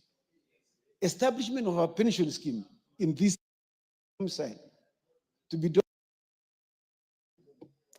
I'll give you 1 minute because you're a former commissioner. Yes. 1 minute. You know why I'm passionate about it being established within the Parliamentary Service Commission? When I was a CEO of CAK, at that time CCK, a very small institution with 130 members, we had our own pension scheme. And what we used to do is to invest money that was not immediately payable to those people who have retired in various interest-earning securities. Madam Speaker, as we speak, this money is paid to the consolidated fund. There is no investment. My money just remains the way it is. We want it to come to the Parliament Service Commission so that we can have an enhanced pension scheme as a result of good policies of investing our monies in good, for instance, maybe treasury bills when it is earning more interest, so that we can get more, Madam Speaker. As it is, we continue to get very little because our money is tied in the consolidated. I want to thank you and I support. Thank you. Honorable Sirma. Thank you, Madam Speaker, for giving me the opportunity to contribute. Madam Speaker, I have gone through these circles on pensions and being retired and coming back again. Madam Speaker, I want to pay tribute to Makalu Mulu for doing a good job. I also want to remember the first person who brought independence to this parliament. Madam Speaker, many of you do not know how much a member of parliament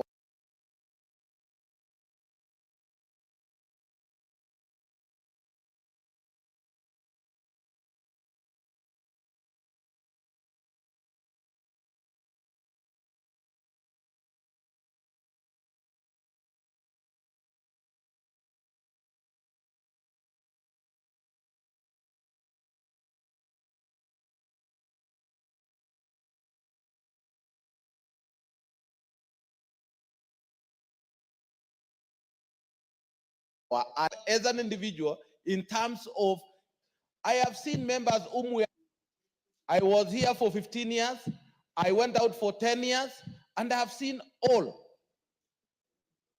You can be happy when you are here, but once you are out, it is a problem.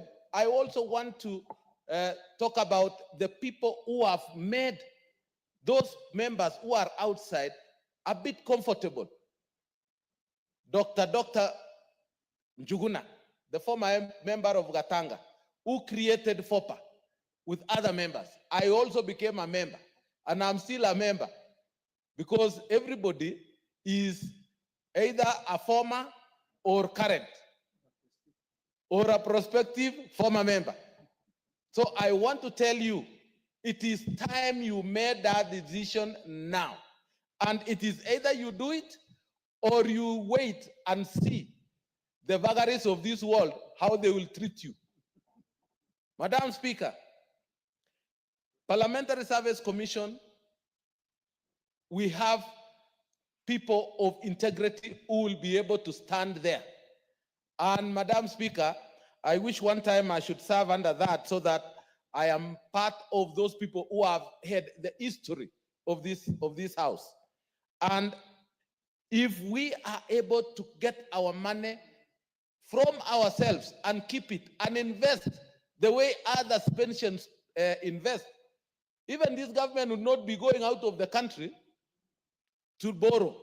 They would be borrowing from the pension schemes within Kenya. And they run the government. I can assure you, it is time that Parliament stood up for itself and members of Parliament look at themselves on the eye and say, it is our time, because nobody has any interest with you after you leave the gates of this house. I decided not to come to this house, even to visit a friend. When I was out, I decided it is the people who have decided I'm not in Parliament. So I did not come for 10 years. But finally, I am back. So I want to tell you, if you would be having such a principle like me, because I had no other business, the pension was out of Parliament. But if it is now in Parliament, I will be coming to look for my pension here if there is a problem. So I want to say, members of Parliament, think about yourself, think about those whom you leave behind, and look at those people who have retired. And I want to say, I hope I have not read the whole bill, but Makalu, the former members of Parliament who are languishing in poverty should be taken care of and even given a send-off because they went with nothing. I saw a person who had 15 years here. He has nothing, even a car. Madam Speaker, I beg to support. Thank you, Honorable Member for Makueni. Thank you, Madam Speaker, for giving me an opportunity to also contribute to this very important bill. And I wish to thank the Member of Parliament for Kitui Central, Dr. Makali, for bringing this. I feel privileged because I've just come and it has just come. For the first time in this parliament, I'm very happy to talk about our welfare. Since I've been here for the last 2 years, I've never had anything or any point or any bill that was discussing our welfare. So I wish to thank Dr. Makali very much.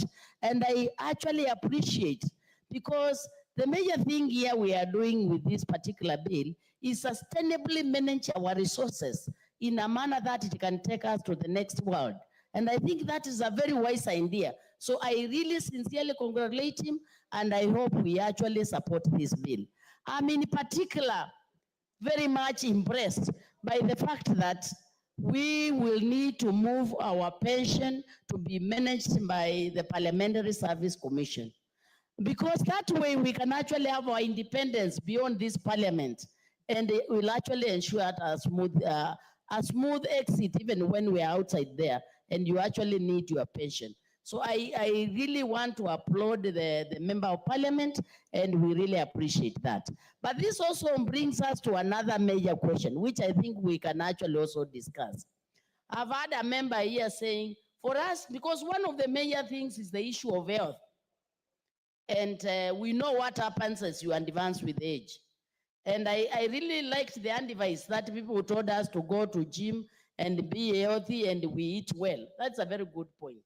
But one other stressor which we are getting, which I think as we reflect on this bill is also taken in consideration, is our dues. You realize nowadays you can have a headache of even mileage. It comes when it wants to come.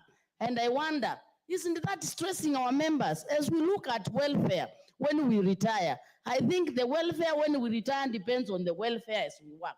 So I think those with the responsibilities of taking care of our welfare here, they need also to prioritize it. Because, you know, I'm a member of parliament with the 7 wards who want services. My constituency money stays and stays until everybody is giving me a headache, and you expect me to have very good retirement. I think those also who are taking our welfare here, let's not concentrate on welfare when we're out of this parliament. We will have our welfare taken care of. Even those who are responsible here, they make sure our welfare is taken care of, because that will also determine at what state we will exit this particular house. Honorable Speaker, as we talk about this issue of pension for ourselves, which I think is very important, I think we realize we have a big problem with our pension system. And I wish we could also investigate and find out, what do we do with the issue of pension, because it's becoming a thorn in the flesh. Very many other Kenyans are dying without seeing their pension. And I wonder, what kind of punishment with this? I one time watched Honorable Ndindi Nyoro, and he shared something which I think is a concern to me. I also thought when we make a contribution, the money is kept separate. And I had government money just goes in cycles. And I realized your money can get stuck there and you die without anything. So I think this is very strategic, and I think we should actually also try to see how we can also explore for the rest of the Kenyans. See, how can this pension be managed in a manner that people benefit from it, because that, Honorable Speaker, that was the intended purpose on the pension. So with those few remarks, I support the bill. Thank you. Honorable Member for Samburu East, Honorable Kumontare.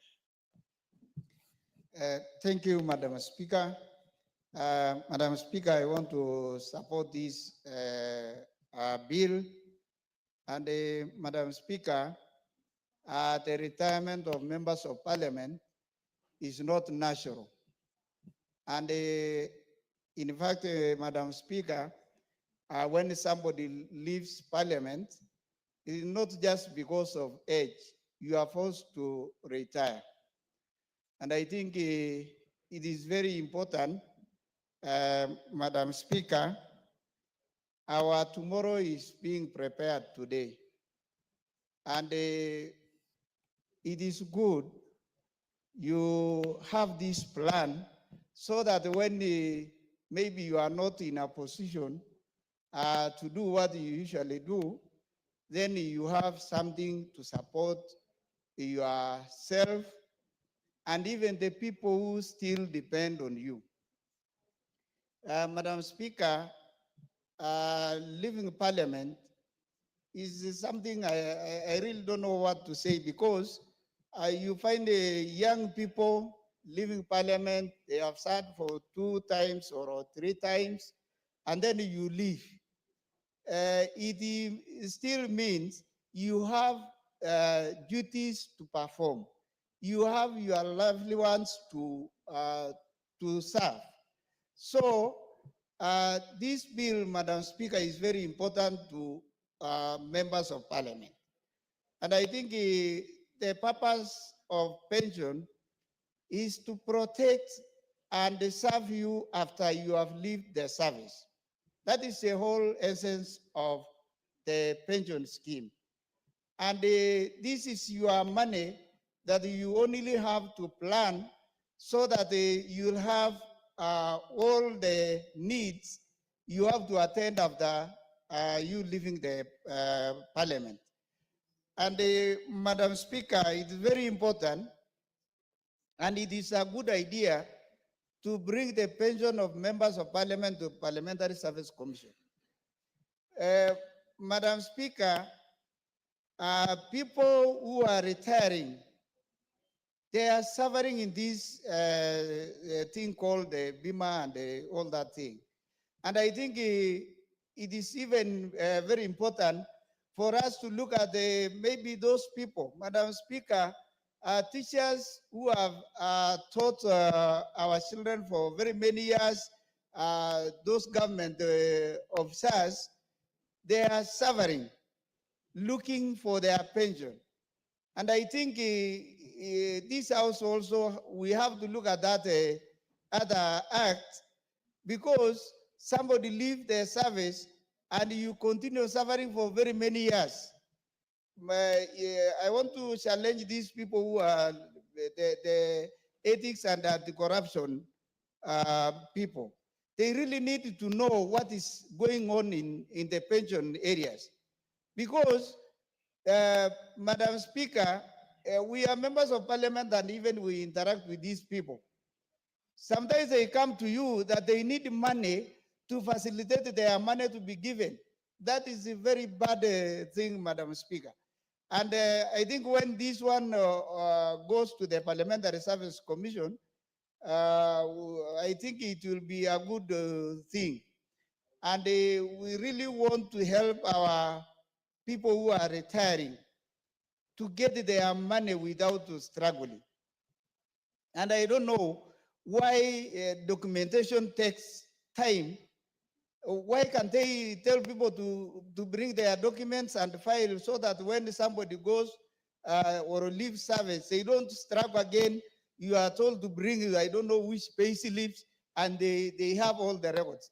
That's a thing we really need to look at, and I want to support this bill. It is very good, and it is very important for us to have that scheme so that after you leave the parliament, you don't struggle. This is the time we have to prepare our tomorrow. Thank you. I support.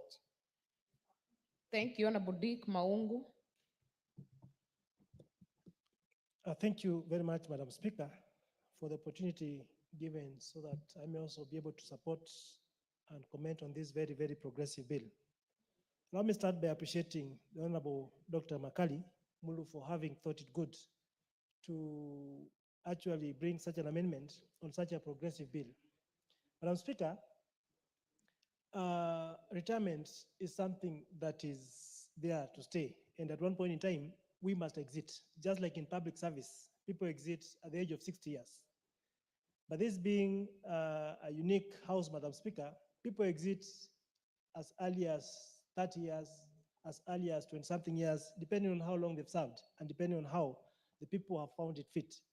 And therefore, it is important that we come up, this bill comes out to structure or to have a way in which members' welfare can be taken of, Mr. Speaker. Madam Speaker, out here, there's a negative mentality that members of parliament are very rich, Members of parliament are very greedy. Members of parliament are self-seeking. Madam Speaker, you cannot think of others without even thinking about yourself. And I think it's just important to know that members of parliament are mortal just like any other person. And therefore, what affects members of the public will equally affect a member of parliament. I've been here for 2 years, Madam Speaker, but at times I meet former colleagues in the corridors here, and it is not very encouraging. These are members who served in this house maybe for 10 years, 15 years, and even 5 years, Madam Speaker. But the kind of life they live is like they never served this house, Madam Speaker. They never serve the public. And therefore, the pain and anguish that these members go through is quite horrible. And I think we stand at a point in history to rectify this anomaly, Madam Speaker, because these members served in this house diligently. They serve their people and serve the nation.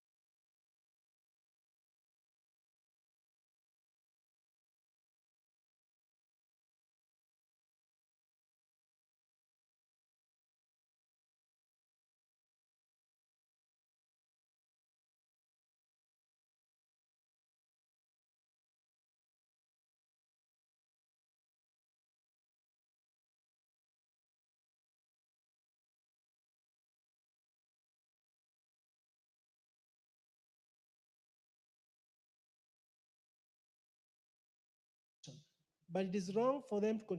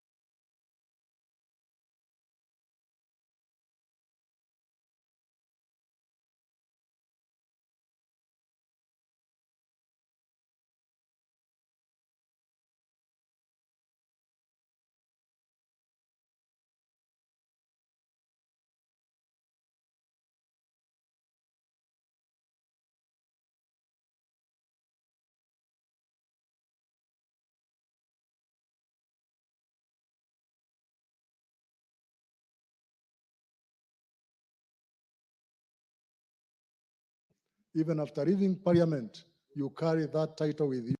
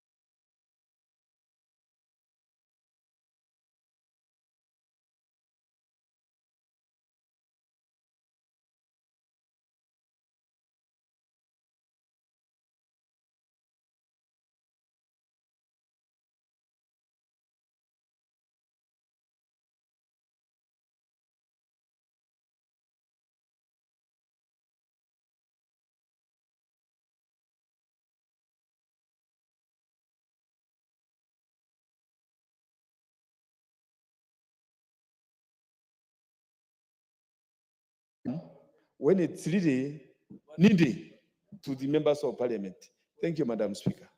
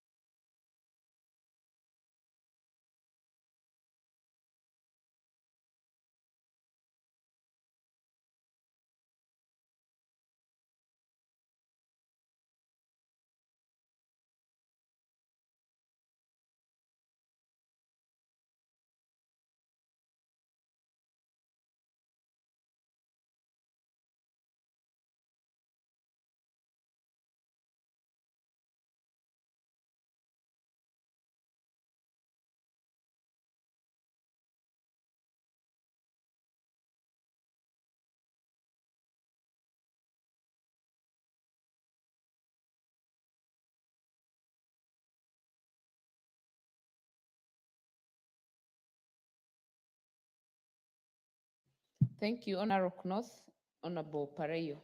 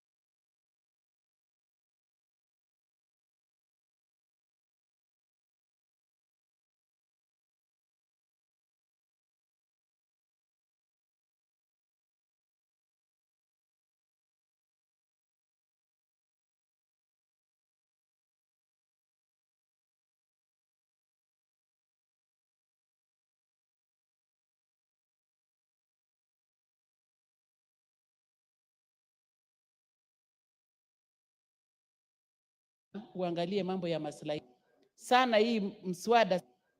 hii mswada sababu inaongea mambo ya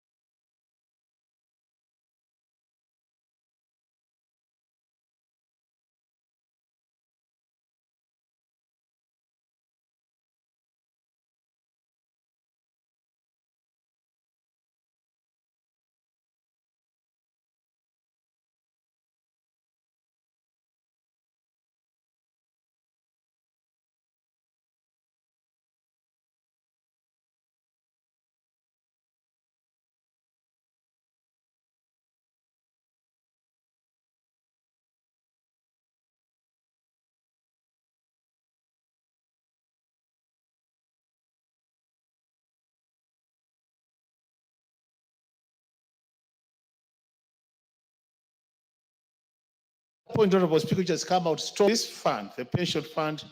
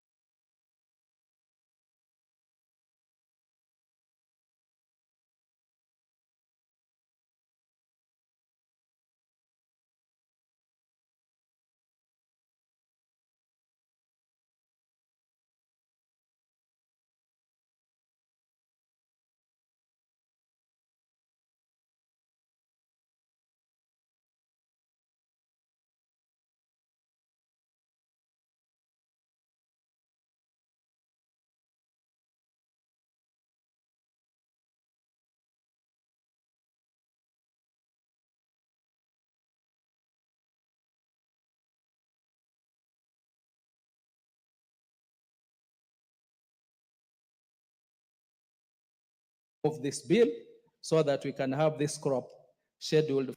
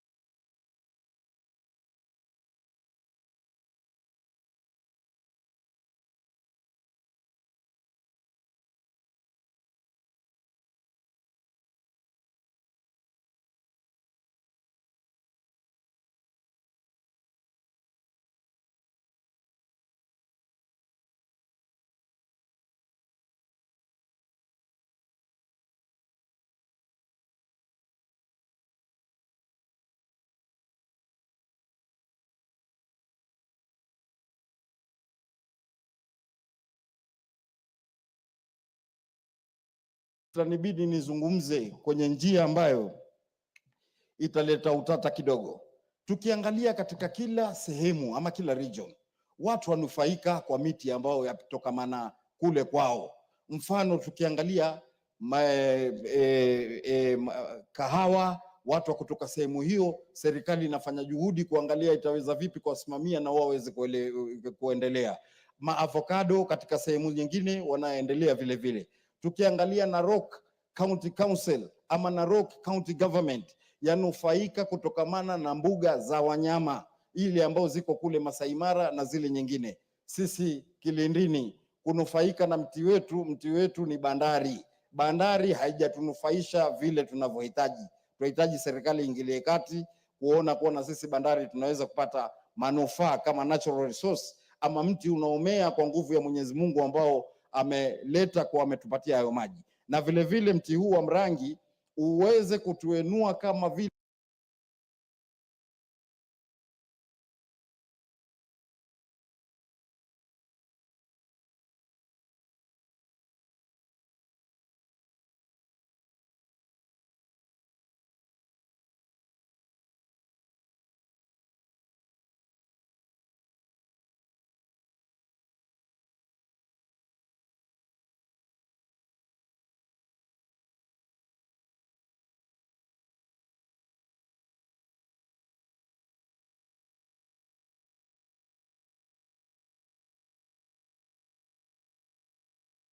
watu wa majani chai, kama vile watu wa kahawa, kama vile watu wa maavocado. Lakini leo wakifanya biashara kisawasawa, akiingia hata nyumbani anapata heshima ambayo itakuwa iko sawasawa, kwa sababu anajulikana, analeta mahitaji yake ya kusomesha watoto na kila kitu. Mheshimiwa Spika, niunge mkono ili nipatie nafasi wenzangu pia nao waendelee kuchangia. Asante kunipa nafasi hii. Asante sana.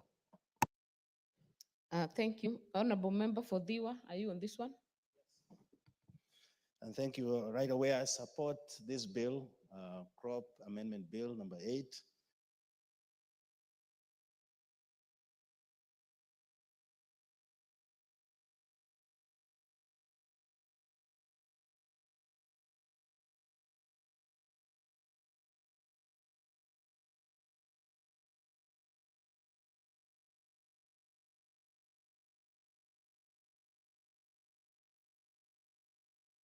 (2023) and say it was Tandaza. What did I say? Tandaza. Umesema tangaza. Oh boy. My apology, Tandaza. But you see, when people started growing this crop in 70s,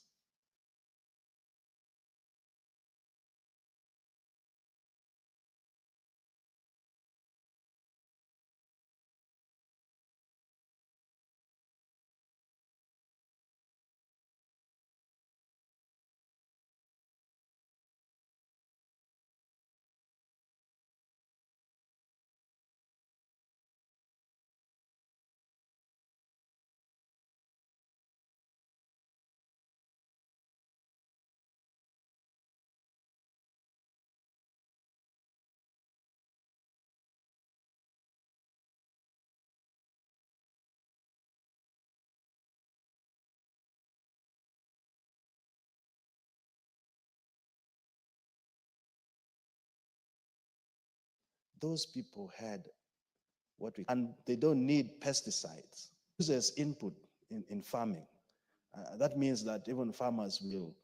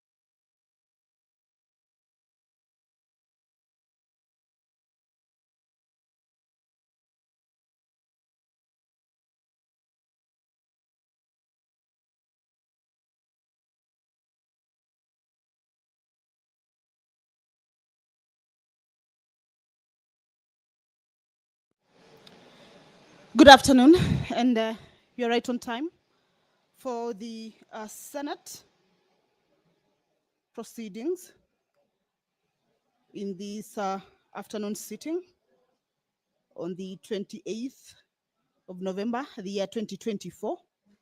This is a broadcast that is streaming from the Parliament buildings, a broadcast that is brought to you live by the Parliamentary Broadcasting Unit in partnership with the Kenya Broadcasting Corporation. A warm welcome to you, and we are glad that you have managed to join us for these proceedings. The members of the Senate this afternoon will consider various businesses. This include a number of bills, reports from various committees, as well as consider bills at the Committee of the Whole House stage. Pursuant to the provisions of Standing Order 53-1, which provides for senators to seek statement from a standing committee. There are senators this afternoon who will be seeking statements. The senator for Marsabit County, Senator Mohamed Chute, will be seeking a statement from the Standing Committee on Roads, Transportation and Housing regarding the status of redevelopment of estates in Likoni, Mombasa County. The senator for Lamu County, Senator Joseph Githuku, will also seek a statement from the Standing Committee on Roads, Transportation and Housing regarding the basis for the maintenance of the Mkunumbi Kibaoni Road by the county government of Lamu. Also, the senator for Lamu County will also seek a statement from the Standing Committee on Roads, Transportation and Housing regarding the routine maintenance of Hindi Kibokoni Road in his county, that is the Lamu County. The nominated senator, Senator Gloria Oroba, will also this afternoon, pursuant to the provisions of the Standing Order 53, paragraph 1, seek a statement from the Standing Committee on Finance and Budget regarding alleged unilateral investment of funds by the management of the Unclaimed Financial Assets Authority. These are statements that, pursuant to the provisions of the standing orders of the House, the members will be seeking responses with regards to the matters that have been raised. Remember, pursuant to this standing order, the matters raised by the honorable members are matters concerning county, inter-county, national, regional, or even international level or standards. So that is part of the business that, as members of the Senate convene this afternoon, will be considering. The senators also this afternoon will consider a motion. This is with regards to the amendments to the Cotton Industry Development Bill, a bill that is originating from the Senate, Bill number 5 of 2023. And the senators will be considering the amendments that have been moved by the National Assembly. This is a bill that was considered at the Senate and then moved to the National Assembly for consideration before coming back to the Senate. And there are amendments that the National Assembly moved with regards to this particular bill or the contents of the bill. And debate particularly on the considerations of the amendments already took place on the floor of the House. This is a motion that is moved by the Standing Committee on Agriculture, Livestock and Fisheries. And this afternoon, it will be a resumption of that particular debate, which continued on the Wednesday, the 27th of November in the afternoon sitting, and a question will be put on whether the members of the Senate agree or have concluded the consideration of those amendments as moved by the National Assembly. You will recall that there has been a mediation committee that has been considering the Division of Revenue Amendment Bill, a bill that originated from the National Assembly, Bill number 38 of 2024. This is a bill that was considered by a joint committee regarded as a mediation committee to look into the concerns that the Senate raised as well as the National Assembly members raised. And this afternoon, it will be considered. That is the Deputy Speaker of the Senate, Honorable Catherine Murungi, already in the chambers. He will be presiding over this afternoon sitting. Allow me to hand you over to this live broadcast. Good afternoon. Tuombe. Ewe Mwenyezi Mungu, twakusihi ututazame kwa neema nyingi na baraka sisi watumishi wako ambao umeridhika kutuita kwa nyadhifa za uongozi katika jamhuri hii yetu. Twakuomba utujalie tuyatende na kufikiria mambo yote yatakayofikishwa mbele yetu kwa njia ya haki na uaminifu, ili kustawisha amani, ufanisi na heri njema na heri ya nchi yetu na wale ambao haja zao umezikabidhi mikononi mwetu. Amina.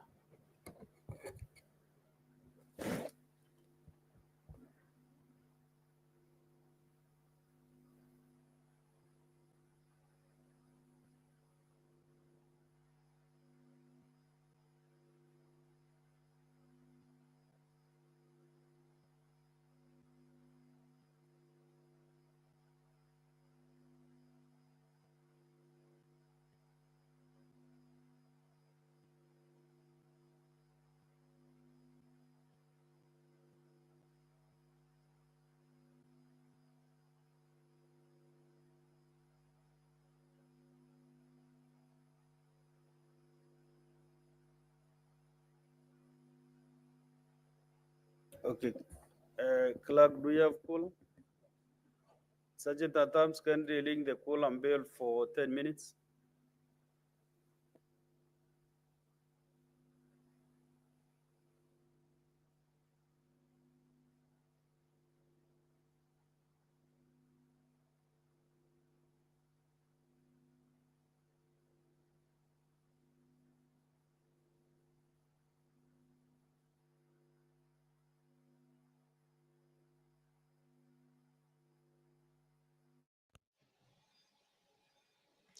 The prayer has been said and the chair taken. However, the House has not cooperated for it to be able to commence its business. Of course, this is as provided for in the House Standing Order 39 and 40, that at the commencement of the House business, at least 15 members should be seated inside the chambers or present in the chambers. If that quorum is not present, then that quorum bell will be on, of course, to provide some room for the senators who may be within the precincts of Parliament, but yet to reach the chambers to be able to do just that. That is Senator Tabitha Mutinda and Senator Mundigi, who have just walked into the chambers. We are waiting to find at least 15 senators as provided for in the law governing the House or the rules governing the House. So once that quorum is achieved, the House will commence its business that is set out to be transacted this afternoon. So until then, the members will be making their way into the chambers.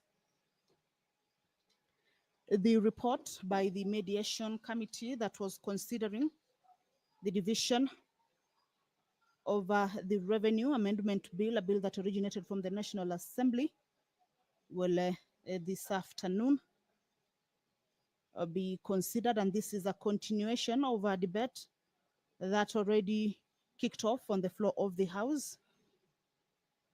And this is a motion that is moved by the Vice Chairperson, Mediation Committee. Remember, this debate has been on the floor of the House, and this afternoon, the members will be seeking to approve that mediated version of the bill. We can see the leader of the majority party, Honorable Aaron Cheriot, trying to see whether the number has been achieved, or to try and understand how many members are currently inside the chambers. This is the Senator for Mombasa County, Honorable Faki, who has also walked into the chambers. If you're just joining us, is that the House is about to commence its business.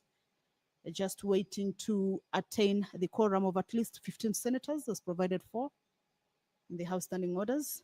If that quorum is achieved, then they will, without any further delay, commence the business of the House. The Public Fundraising Appeals Bill, this is the bill also originating from the Senate, Bill number 36 of 2024, a bill that has been moved by the Senate Majority Leader. Will this afternoon resume debate. This is a bill that seeks to provide for the establishment of regulatory mechanisms at the national and county levels, which oversee the conduct of fundraising appeals, to provide for the licensing and regulation of fundraisers. Once the quorum is achieved, I will right away hand it Can proceed. Clerk, call out the first one.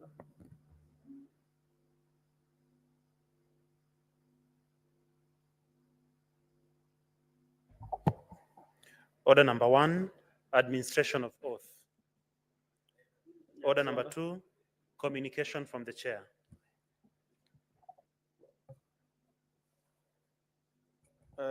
Honorable Senators, I would like to acknowledge the presence in the Speaker's Gallery this afternoon a visiting delegation from the University of Denver's Joseph Colbell School of International Studies, United States.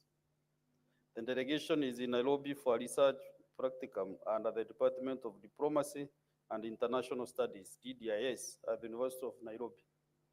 This delegation, comprising graduate students and faculty members, are in the Senate on a one-day study visit. Honorable Senators, I request each member of the delegation to stand when called out so that they may be acknowledged in the Senate tradition. 1, Dr. Abigail Kabandula, who is the Director, Africa Center at the Joseph Colbell School of International Studies, University of Denver, Professor Sigumbe Muyeba.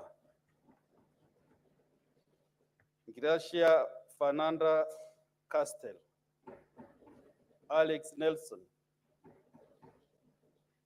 Catherine Victoria Tritilando, Julia Flagul, Vincent Zialak, Porter Julia Montgomery,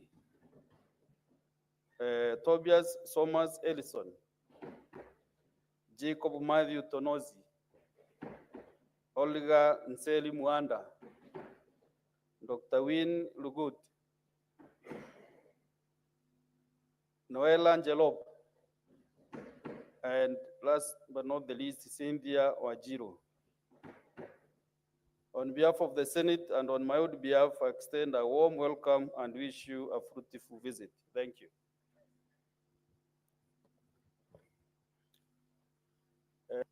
Majority Leader, maybe in 1 minute you can. Mr. Speaker. To understand, those names are a bit complicated, not like Aaron. Okay, Aaron. Thank you, Mr. Speaker. On behalf of the Senate, I do welcome this visiting delegation from the University of Denver who are here, I want to believe, on a study tour in partnership with the University of Nairobi. I want to believe, Mr. Speaker, that in the time that they'll be here, they will get to interact with a very highly skilled technical staff, and also this afternoon witness a debate, if you're going to have one, or us considering actually the various bills that are listed on today's order paper. Today being a Thursday, It's not one of those days when the house is pretty much full, but you can never tell with politicians what can happen in the next few minutes. So I don't want to speak too soon, but I want to welcome them. I hope they get to stay long enough to enjoy as we do our work. Mr. Speaker, I appreciate that they chose to visit with us here at the Senate. I wish them well in the remainder of their tour here in Parliament and in Kenya generally, and a safe flight back home when the time reaches. I appreciate. Thank you, Mr. Speaker. Senator Mutida, why are you behaving like you know there's this group from the University of Denver? Is it that you want to welcome them as well?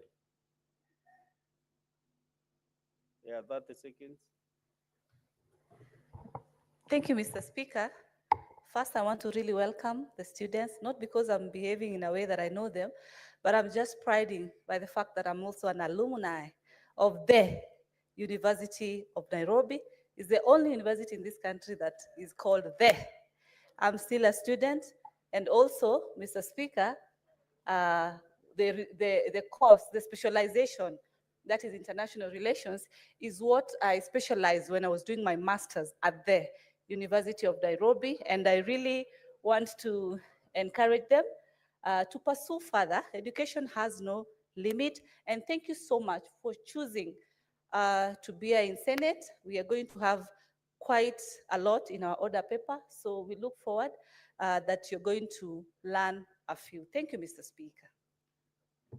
Next order, Clerk. Order number 3, messages. Next order. Order number 4, petitions. Next order. Order number 5, papers. Chairperson, Standing Committee on Labor and Social Welfare.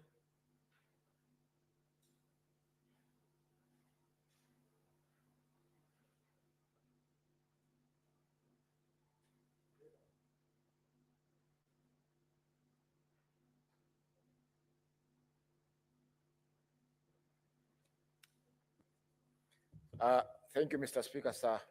On behalf of the Chair Labour Committee, Mr. Speaker, sir, I beg to lay the following paper on the table of the Senate today, 28th of November, 2024. Report of the Standing Committee on Labour and Social Welfare on its consideration of provision of sanitary towels bill, Senate Bill number 7 of 2024. Thank you. Next order.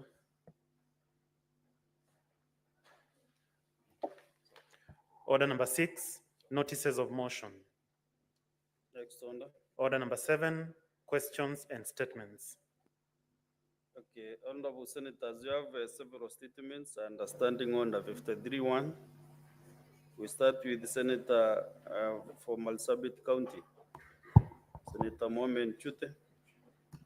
Thank you very much, Honorable Speaker. I have a statement, a request for a statement on the status of development of estate in Likoni, Mombasa County. Honorable Speaker, I rise pursuant to Standing Order 53-1 to seek a statement from the Standing Committee on Roads, Transportation, and Housing regarding the status of the development of estates in Likoni, especially on plot number Mombasa, /MS/Block 1, /1840 in Mombasa County City. Mr. Speaker, sir, in 2022, the county government of Mombasa initiated plans to redevelop estates in Likoni, including 2 estates owned by the county, namely Likoni Flats and Likoni Customs, which previously housed 348 families.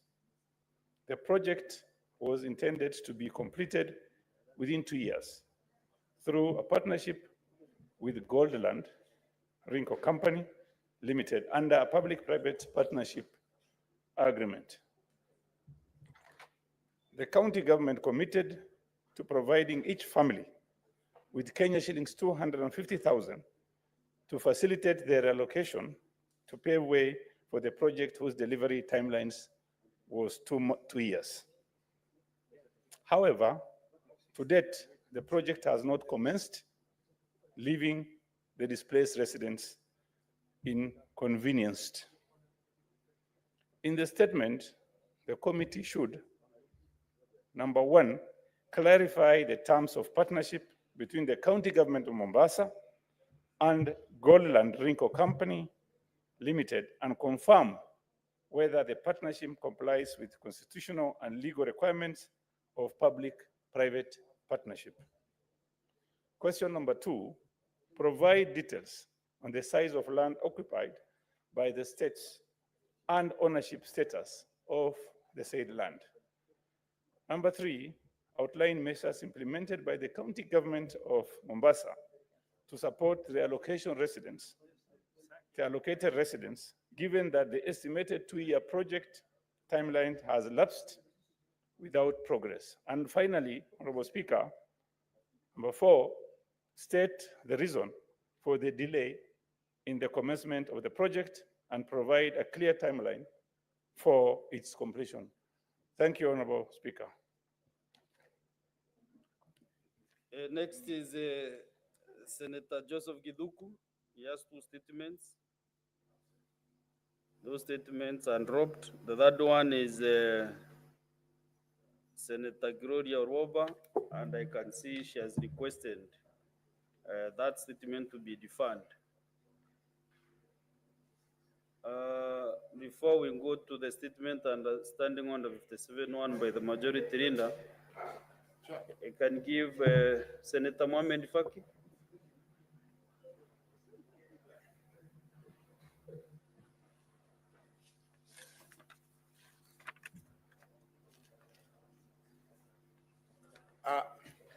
Asante Mheshimiwa Spika kwa kunipa fursa hii.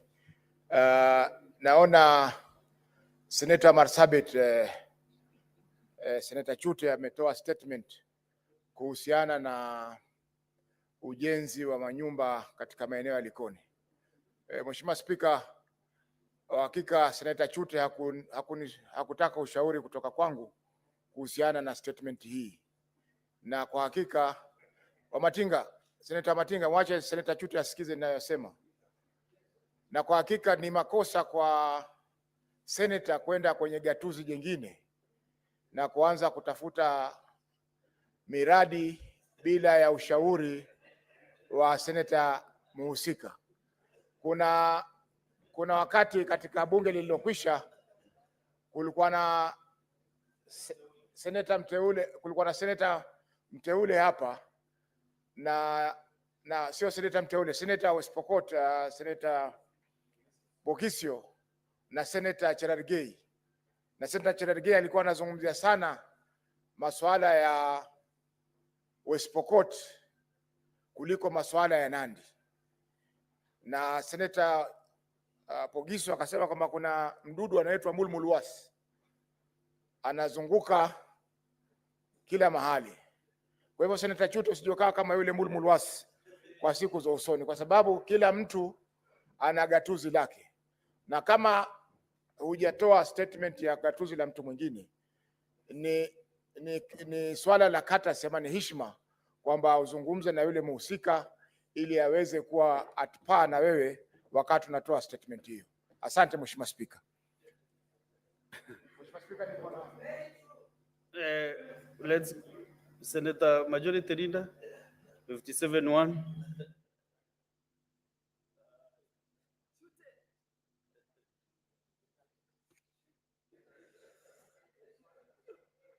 Mr. Speaker, nothing captures what Senator Faki is saying better than what Senator Mudigi said a few weeks ago, that kila kitu ni Shute.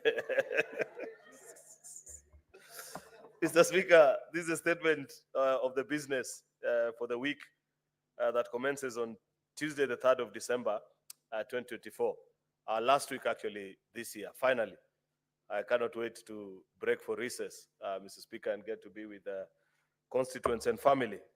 But we still have a week to go, members. So please hang in there. I know there's a temptation to start switching off, but I still need you guys here for another 1 week.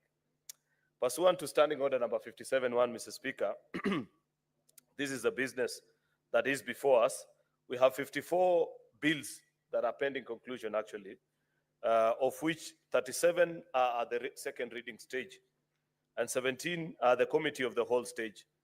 We have 27 motions, Mr. Speaker, that are pending conclusions as well. We have 26 petitions before our various committees.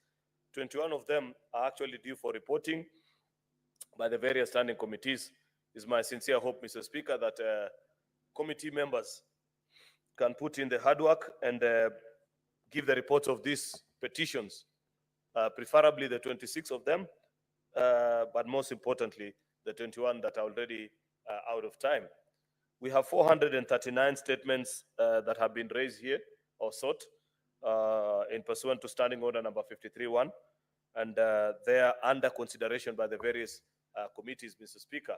And I want to believe that those that are ready should be processed so that members can receive the response. And if they are satisfied, we put the matter to rest. If not, Mr. Speaker, we converse and debate on them. I wish to thank honorable senators for the debate on the motions of the President address to Parliament and the report on the Mediation Committee of the Division of Revenue Amendment Bill, Senate National Assembly Bills number 38 of 2024. However, members, we are not yet done with the Division of Revenue. As what is pending on this matter is for division to be undertaken, I urge honorable members to remain in the Senate this afternoon. Members, I cannot overemphasize how important this bill is. The National Assembly, who ordinarily our colleagues, you understand their view of devolution, have already concluded on this business. Here we are, Mr. Speaker, still hogging along. I know people have various views about this particular bill, Mr. Speaker, but we conversed and said what needs to be done about it. So I want to request honorable senators to stay in the House this afternoon, Mr. Speaker, until we conclude particularly that order, Mr. Speaker. On Tuesday, the 3rd of December 2024, SPC will meet to consider business for the week. The tentative business for that day will include business not concluded from today's order paper, as well as business indicated in the notice paper. The tentative business for the morning and afternoon sittings on the Wednesday, 4th December 2024 will include business not concluded from the order paper on Tuesday, the 3rd of December 2024. And the following, which are these bills that actually are the second reading, and we propose to keep them priority: the Environmental Laws Amendment Bill, the Narcotic Drugs and Psychotropic Substance Amendment Bill, the County Oversight and Accountability Bill, County Civic Education Bill, the County Statistics Bill, Statutory Instruments Amendment Bill, County Wards Equitable Development Bill, Public Finance Management Amendment Bill, the Livestock Protection and Sustainability Bill. Then there are these motions, Mr. Speaker. One is a report of the 9th IPU on the Global Conference of Young Parliamentarians that was held in Hanoi, Vietnam, from 15th to 17th of September 2023. This report has been in our papers, Mr. Speaker, for over a year, actually, and we need to conclude on it. Otherwise, the next conference will happen before we consider the report of the previous committee or gathering. There's a report also of the parliamentary delegation to the 2024 Joint United Nations IPU hearing held at the UN headquarters in New York, the US, in the US of A, from 8th to 9th of February 2024. Then there's a report of the ordinary session of the plenary assembly and related meetings for the Forum of Parliamentarians of the International Conference of the Great Lakes region that was held in Livingstone, Zambia, in April of 2024. We also have a report of OACPS Parliamentary Assembly and the 43rd and first session of ACP EU Joint Parliamentary Assembly meetings held in Brussels, Belgium, Luanda, and Angola, respectively. Mr. Speaker, I'd add, members, that the end of a trip does not mean conclusion of business. All these reports, Mr. Speaker, there are members who consumed per diem and attended these gatherings. It is your business to come back to the House and table the report and make sure that it is passed. Otherwise, there will never be a record in this House that you actually traveled, apart from the boarding pass that you'll be carrying. Mr. Speaker, projected business for Thursday, 5th, which will be our last day of sitting this calendar year, God willing, unless maybe a certain county assembly decides to interrupt our long recess, as they have so often done during this month of recess. Mr. Speaker, will include the business that we will not have concluded on Tuesday and Wednesday, Mr. Speaker. And the SPC has also proposed that we conclude on the following motions, which are the report on the Standing Committee on Devolution and Intergovernmental Relations on its inquiry into the personal security concerns raised by Kimeumana Kapkori, who's a deputy governor of Trans Nzoia County. Mr. Speaker, I hope in the report, Mr. Speaker, Senator Abbas's committee has led us into doing something better than just security concerns of this deputy governor, but look into an obvious space of challenge. Just a minute, Senator Aaron Chiliot. Yes. Senator Chalgay.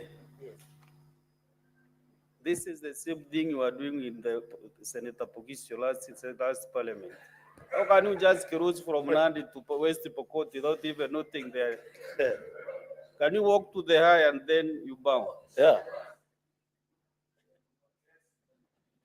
Yeah, thank you, Mr. Speaker. Senator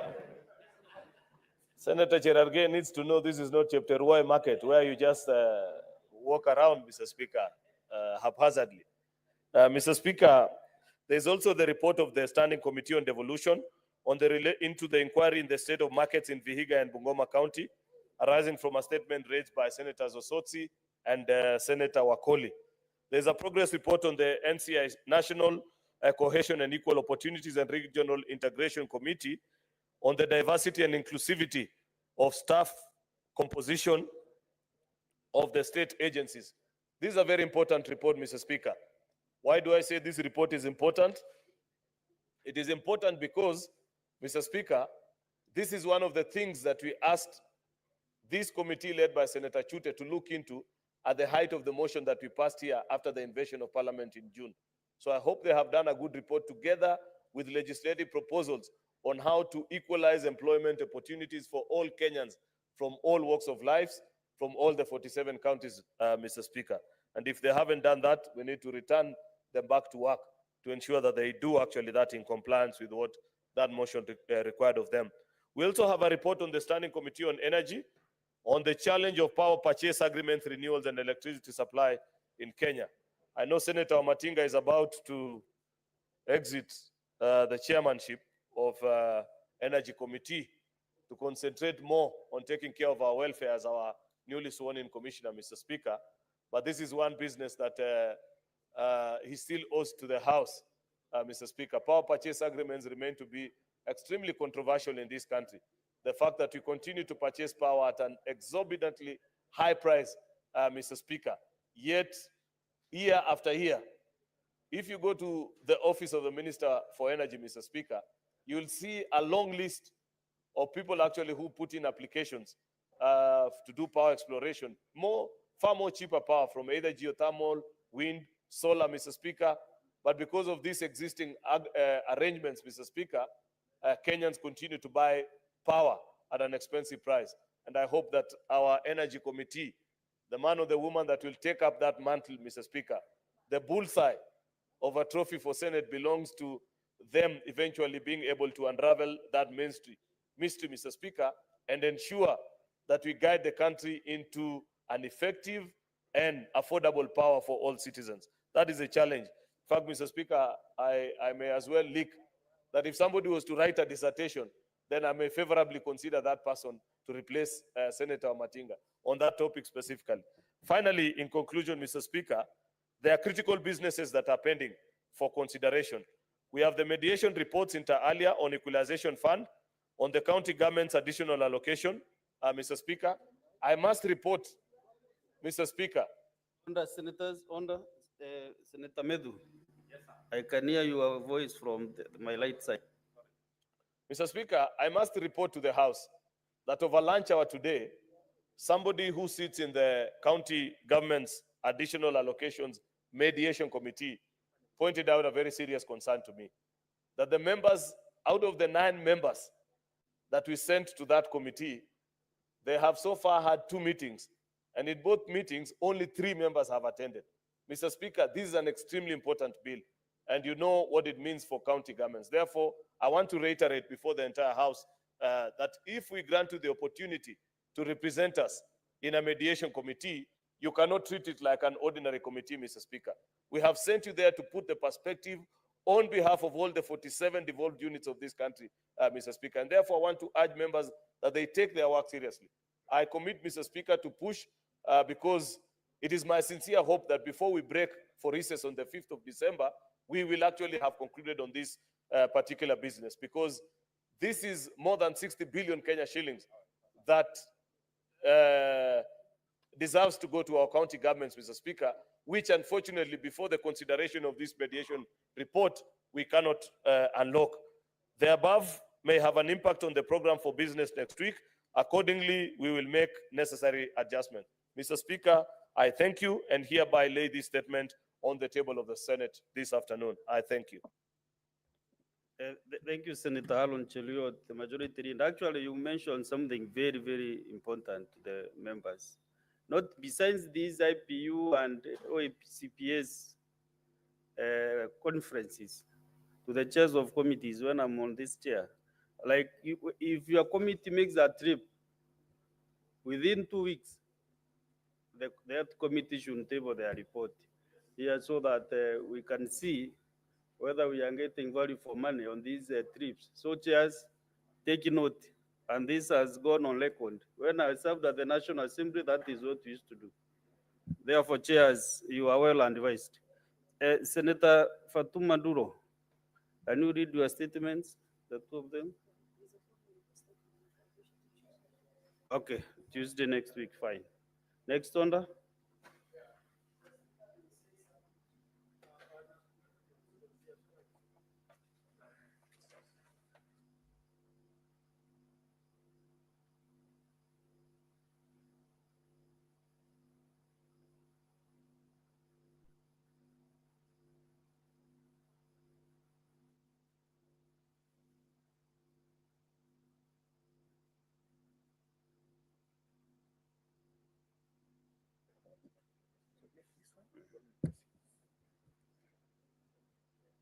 Honorable Senators, under Senator Buzz, I would like to acknowledge the presence in the public gallery this afternoon, a visiting delegation of 23 students leaders from the Kenyatta University. The delegation is in the Senate for a one-day academic exposition. Honorable Senators, on behalf of the Senate and on my own behalf, I extend a warm welcome and wish them a fruitful visit. I thank you.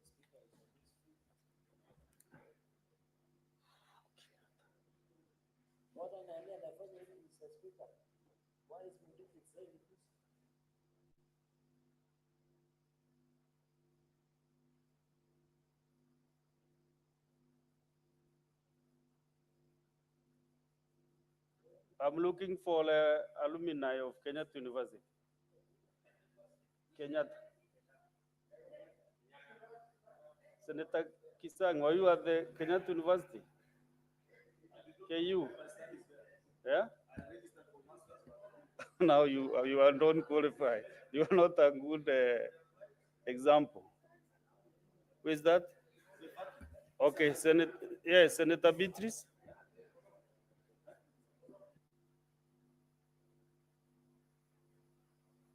I've already stood. Thank you, Honorable Speaker, for this opportunity. For giving me the opportunity to welcome the team from my Almata University. You know, recently, Honorable Speaker, Kenyatta University was vetted and rated the top university in the country. And I was there between 1988, 28 of August 1988, Honorable Speaker, and I left March 28, 1991. I was there under 3 years because during that time, the universities were very stable. There were no strikes. And I want to tell them I did double maths, statistics and computer science. And I did very well. And I want to wish you well. I know you are student leaders. And I believe some of you in the near future, you'll be in this house and also the other house, and some of you will be governors. I don't know if you're still going to K1.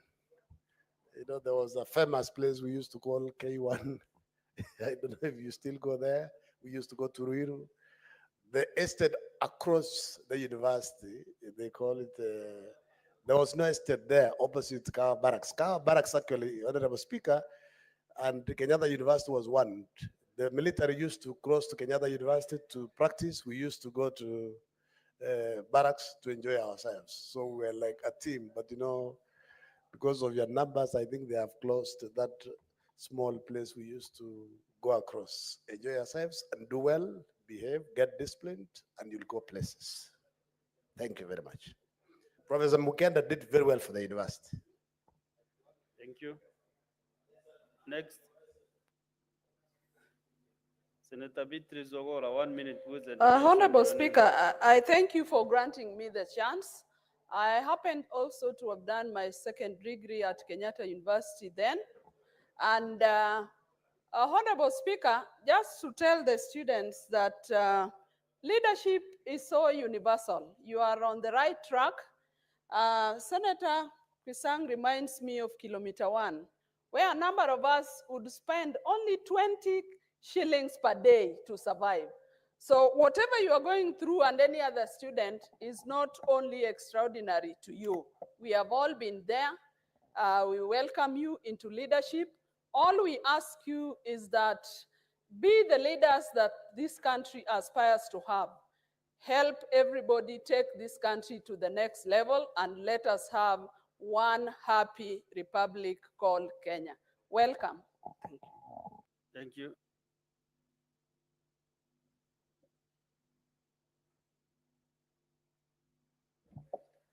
Order number 8, motion.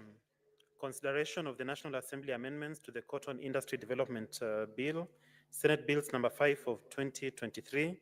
Resumption of debate interrupted on Wednesday, 27th November 2024, afternoon sitting. Question to be put. Honorable Senators, this debate was concluded yesterday. And now I want to ascertain whether we have quorum to put the question.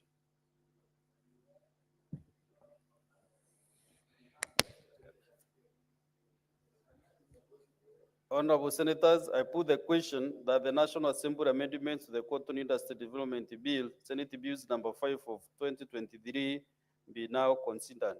Will as many as of that opinion say aye? Aye. Will as many as of a contrary opinion say nay? The ayes have it. Next on the clerk.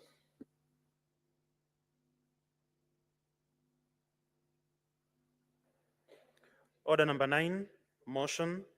Report of the Mediation Committee on the Division of Revenue Amendment Bill, National Assembly Bills number 38 of 2024. Resumption of debate interrupted on Wednesday, 27th November 2024, afternoon sitting, division. Honorable Senators, on this particular motion or order, we are going to the division. And I request the Senator at times to ring the quorum bell for 10 minutes.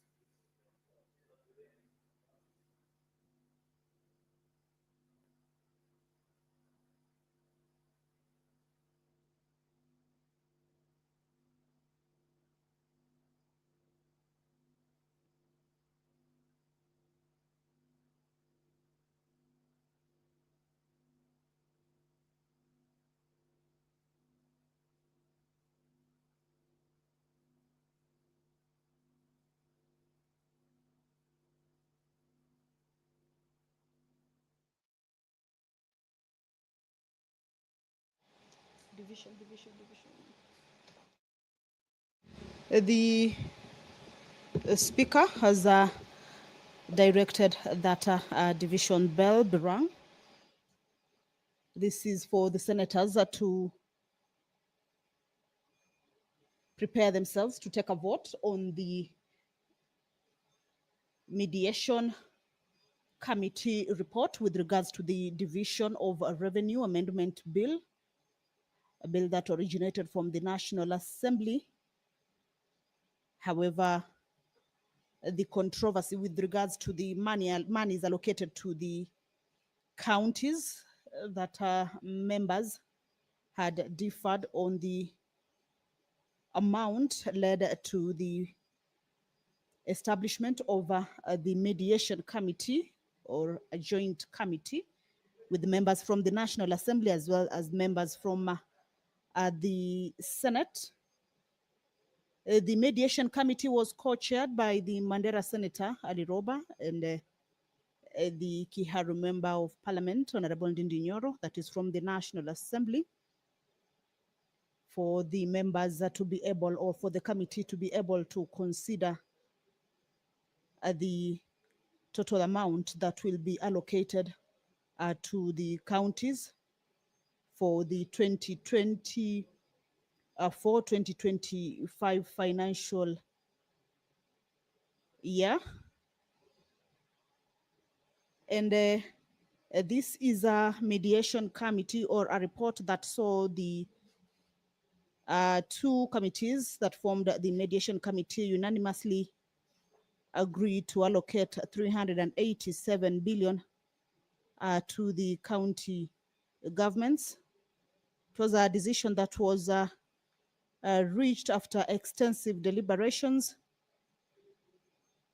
in a number of days that the mediation committee sat to at least come to terms or come to a consensus on how much the counties will be getting or will be sharing in the budget. Now, as the division bell is on, once the members are back, this is a vote that will be taken electronically for the members to be able to approve that mediated version of the bill. Earlier on, senators had requested for a total of 400 billion to go to the counties. However, the National Assembly had allocated a lower amount, but the senators had requested for 400 billion.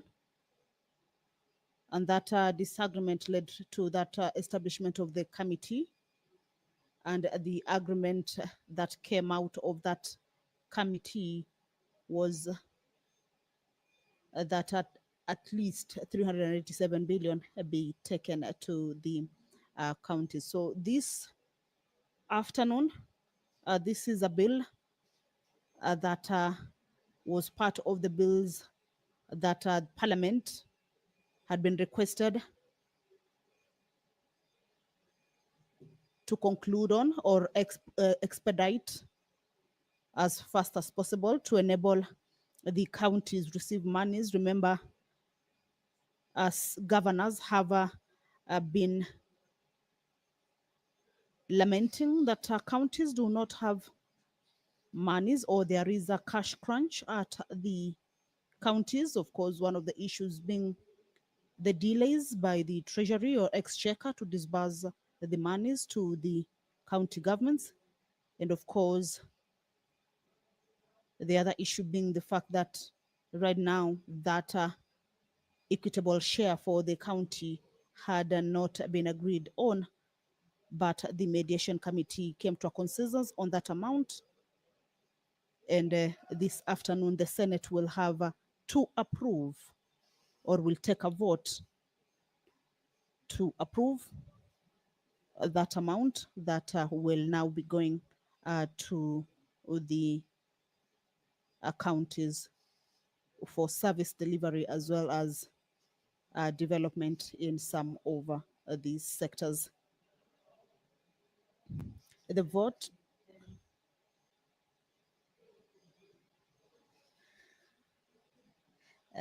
this is a vote that will require a total of 24 senators to agree with the position that the mediation committee, or rather the team that represented the Senate, agreed on. Some of the members of the Senate that were representing the Senate at the committee include Senator Veronica Maina, Edwin Sifuna, Eddie Okech, Wahome Wamatinga, Senator Mohamed Faki, Senator Richard Onyonka, Senator Danson Mungatana, who were led by the chair, that is the Mandera Senator Ali Roba, who chairs the Finance Committee at the Senate. So these members agreed with their counterparts at the National Assembly that the counties can be allocated the 387 billion. And this is a report that the team has brought to the fellow senators of the House for them to be able to approve that decision that the team from the Senate and the team from the National Assembly agreed on with regards to monies that was to be sent to the counties for service delivery as well as development plans. Remember, this particular mediation committee or this particular initiative came about following the withdrawal of the Finance Bill 2024-2025, which was a key factor in the mediated position. Members ventilated on this particular report, some of them indicating that the counties need to improve on their own source revenue. Also issues to do with wastage, curbing of wastage, as well as doing away with corrupt deals that may deprive of the benefits or the residents the benefits of the monies that have been sent to the counties for purposes of service delivery to the mwananchi at the mashinani level. So this is a report that was already tabled on the floor of the House. Members deliberated on it, and this afternoon it is a vote that will be taken on whether they will be approving or agreeing with the team that represented them at the mediation committee on approving that mediated version of the bill, which the senators earlier on had requested for more than 400 billion, where the National Assembly earlier on had indicated 391, but in this mediated version, then it was agreed that they will be receiving 387. So that is a vote that the senators will be taking this afternoon. It is a business that needs to be dispensed with as fast as possible, as had been indicated by the majority leader or the leader of the majority party earlier on, as he read out the businesses that still awaits the senators ahead of the long recess. The senators will be adjourning next week on Thursday for a long recess. And that bell, once that bell is off, then I will be handing you over to the voting. The members will be seeking whether to approve, that is to agree or not to agree with that particular report. But as is, perhaps their options are limited. It is a vote that will be taken through. All right. Let's listen in to the that we must transact today.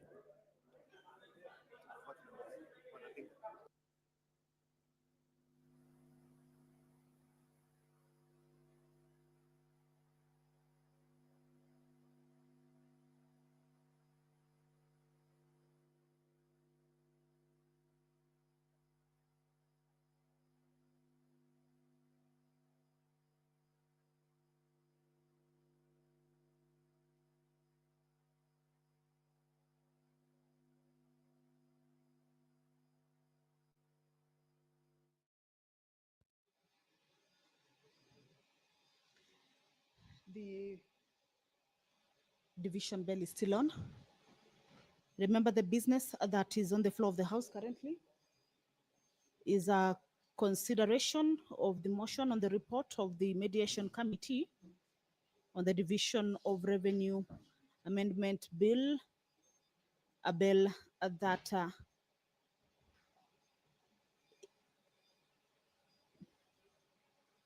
indicates the monies that will be sent to the counties for the 2024-2025 financial year. There were disagreements between the two houses, that is the National Assembly and the Senate, on the monies that were to be sent to the counties. And that particular misunderstanding led to the formation of the mediation team, a team that was formed by members from the Senate as well as members from the National Assembly to consider the various opinions that had been proposed or tabled by the different members of the two houses with regards to the monies that is to be sent to the counties. Remember, the senator's mandate is to oversight the functions of the counties as well as enable the counties be well funded in terms of monies that will be used in service delivery as well as development. And therefore, earlier on, they had proposed a total of 400 billion, which once the bill was moved back to the National Assembly, the National Assembly did not agree with those amendments. And that necessitated the formation of the mediation bill for the two houses to try to come to a consensus on the amounts that the counties will be receiving.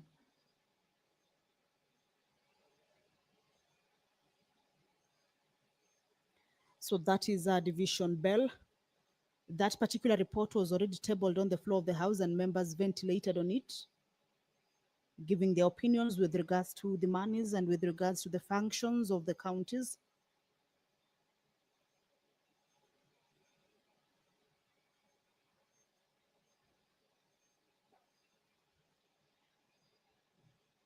And this afternoon, as is the process, there has to be a vote that is to be taken. The motion that has been moved by the Vice Chairperson Mediation Committee is for the Senate to adopt that report of the Mediation Committee on the Division of Revenue Amendment Bill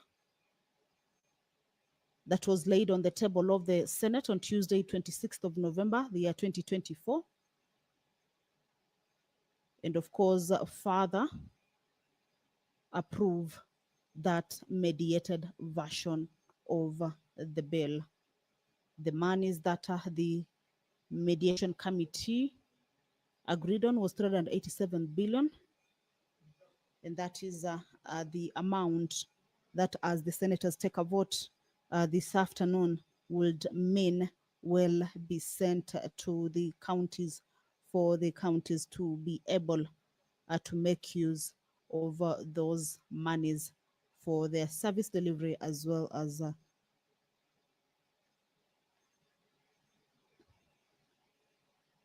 development. So if you're just joining us, is that is a division bill. It is a division that will be done by way of electronic voting.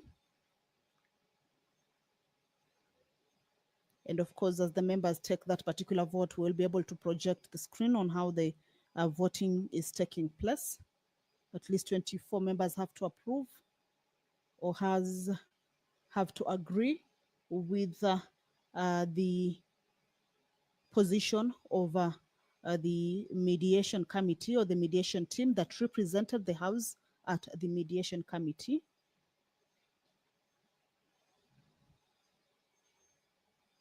During that debate to consider the report, members aired their opinions.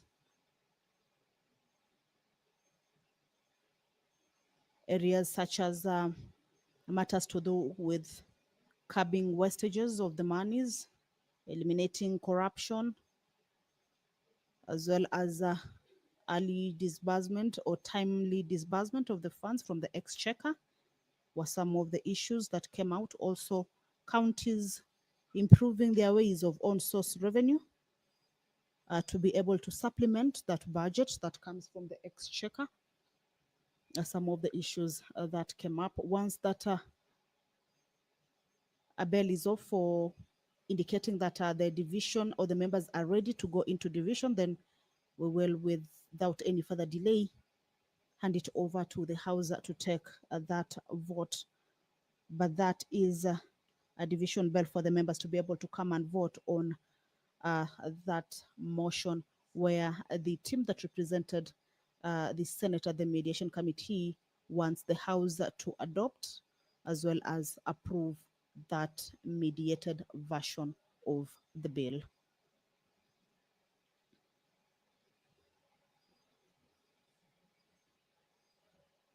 Once the voting takes place, is that each delegation shall have one vote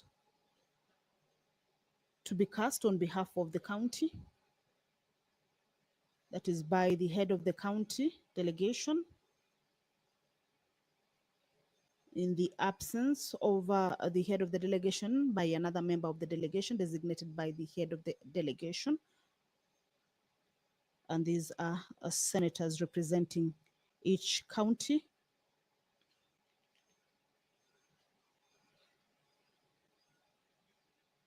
Remember, the Senate has the mandate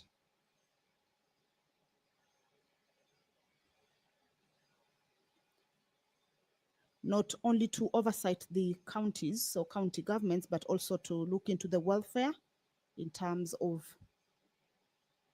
allocations that would enable the counties perform optimally with regards to service delivery to the mwananchi at the mashinani level. Also be able to fund the functions that have been moved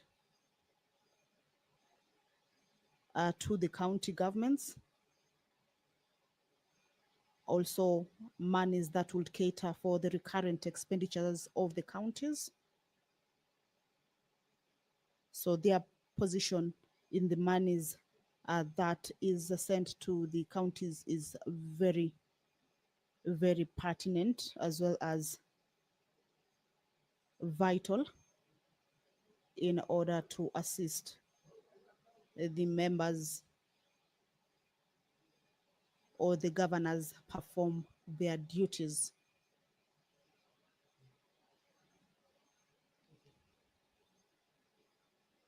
At the devolved units.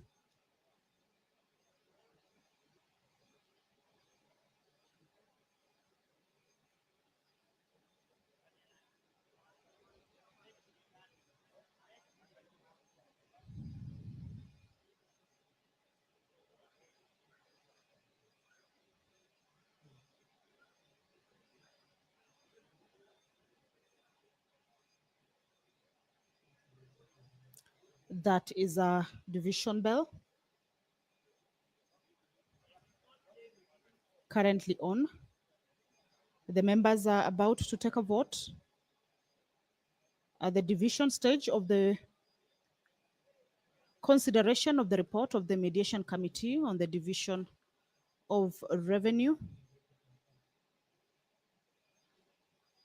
A bill that has seen the monies go down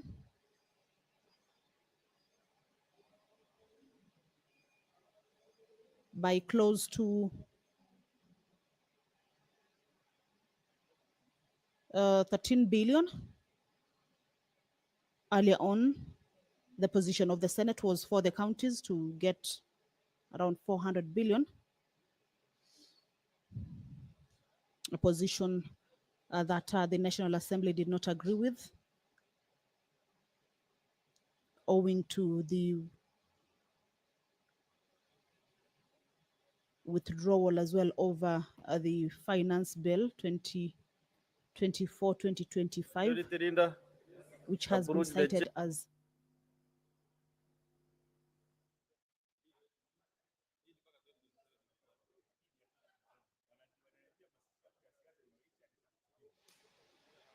after the withdrawal of that finance bill posed a challenge in the revenue raising measures that had been proposed by the government in funding the budget for the 2024-2025 financial year.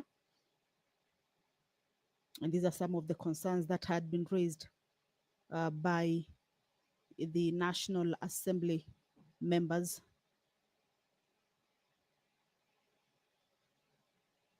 who had sponsored the bill, proposing that the monies that the senators are requesting for the devolved units, and owing to the challenges that had been posed by the withdrawal of the finance bill, that amount that the senators had requested for will be a challenge for the exchequer to be able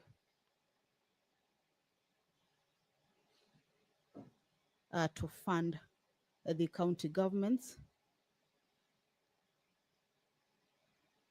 That disagreement led to the establishment of the mediation committee to be able to bring their thoughts together and opinions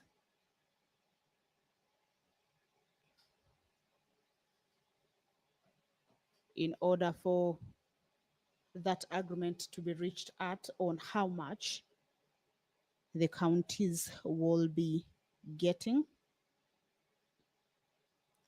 Currently, the counties have, or other governors have been decrying of a cash crunch at the counties, and therefore consideration and conclusion of this particular bill that will pave way for the monies to be moved to the counties for their operations is very, very important. The Senate is set to adjourn for a long recess next week. So, as had been indicated by the leader of the majority party on the urgency to dispense with this matter, then this afternoon, the members of the Senate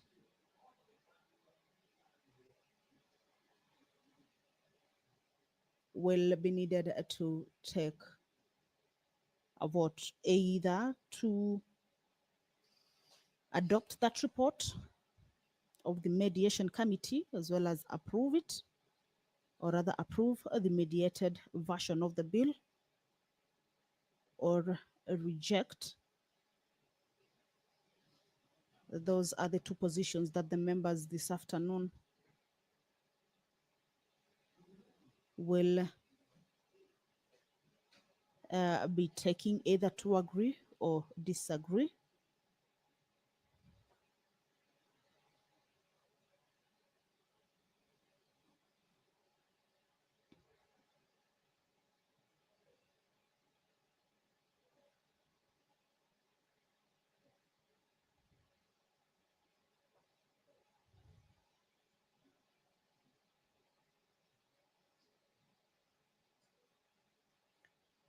A mediation committee normally is established when to consider the contents of a bill when the two houses, when that particular bill is expected to be considered by the two houses, and in instances where there is a disagreement or a misunderstanding over some of the clauses in the bill, then that will necessitate a mediation committee, and that is what befell the Division of Revenue Bill 2024. The Division of Revenue Bill contains the monies that will be shared between the national government and the counties.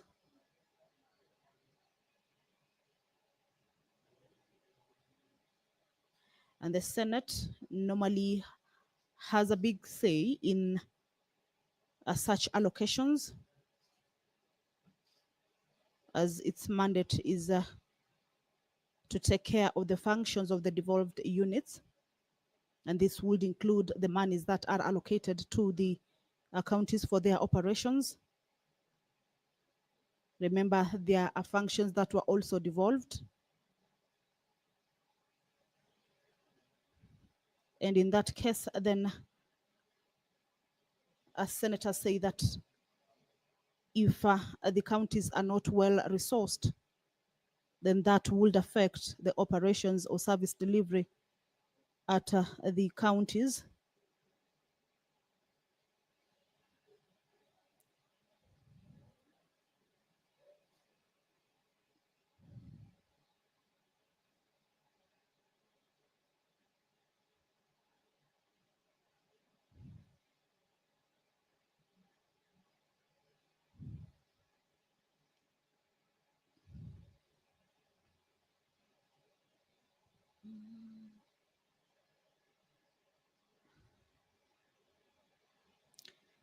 The bill normally seeks to provide for equitable sharing. Close the doors and draw the bar.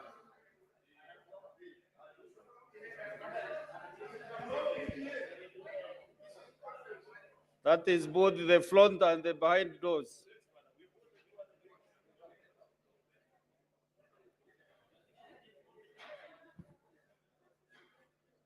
Both, okay.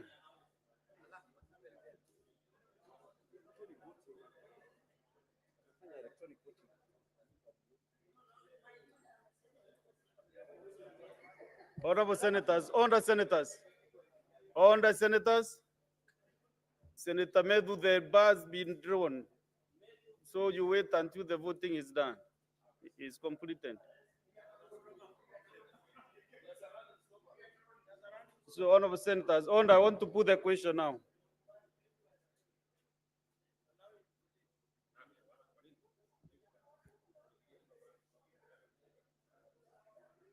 Senator Aran Chesang.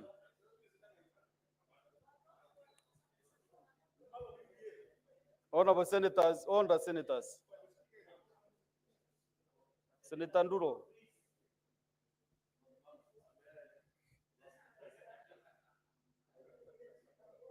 Honorable Senators, I put the question that the Senate adopts the report of the Mediation Committee on the Division of Revenue Amendment Bill, National Assembly Bills number 38 of 2024, and on the table of the Senate on Tuesday, 26 November 2024, and further that pursuant to Article 113.2 of the Constitution, and standing under 167.3 of the Senate, approves the mediated version of the bill. We are voting electronically. Senator Times check the cans which are not attended to.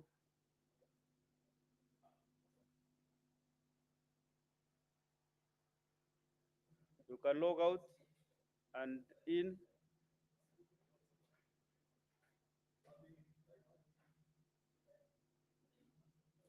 Can you log in, honorable senators? Yeah.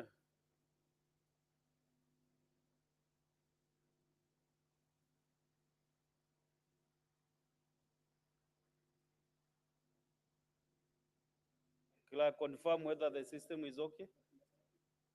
Now you can proceed and vote.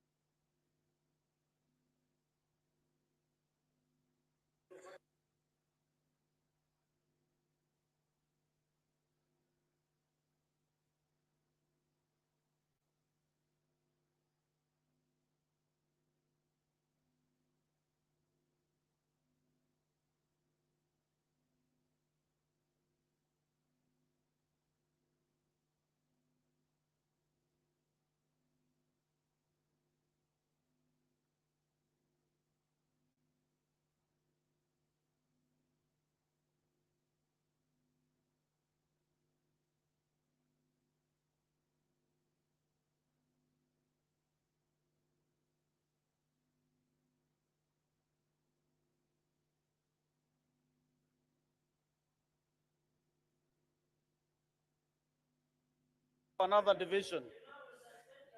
And under number 10, we have another division. So you wait. Under number 10, the Public Fundraising Appeals Bill.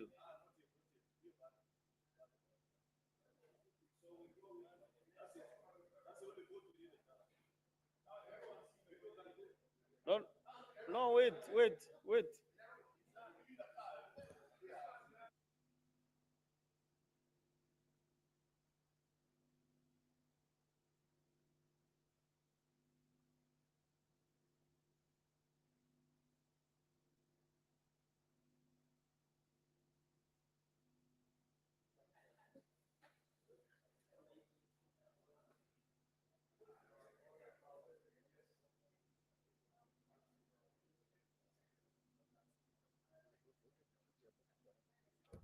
Senator Okiom Tata approach the bench and vote.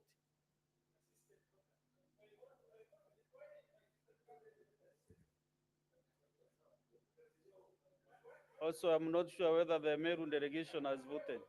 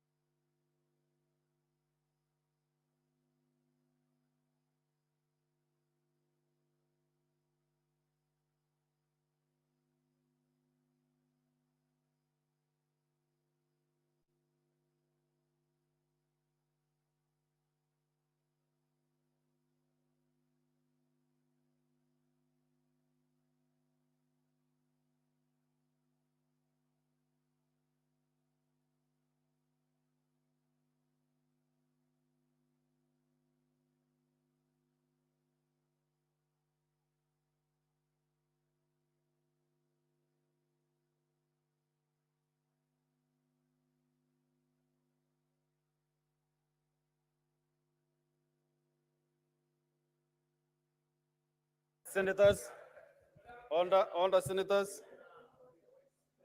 let me read out the results, then you can rush to do other businesses. Honorable senators, this is the results of the division. Ayes 26, nays 1, abstention nil. The ayes have it. can now open the door and withdraw the bus.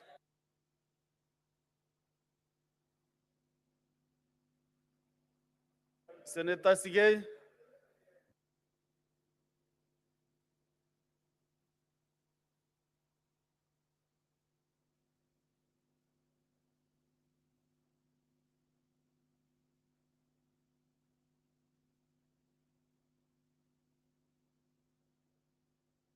So clerk. Clerk.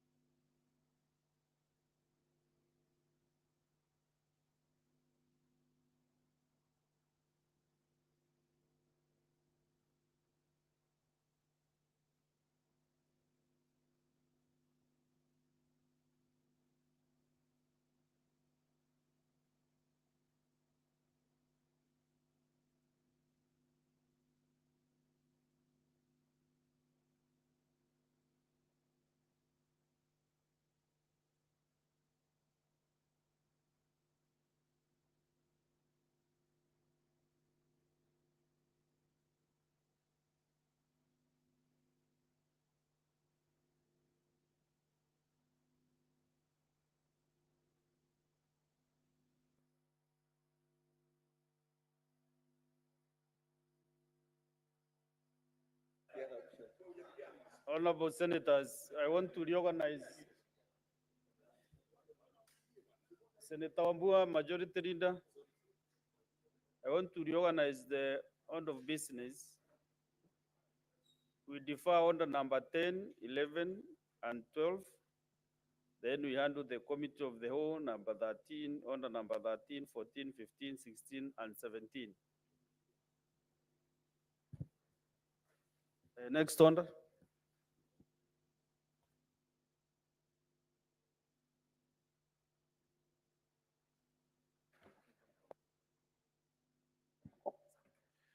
Order number 13, Committee of the Whole, the Public Transport Motorcycle Regulation Bill, Senate Bills number 38 of 2023, resumption of debate interrupted on Tuesday, 19th November 2024.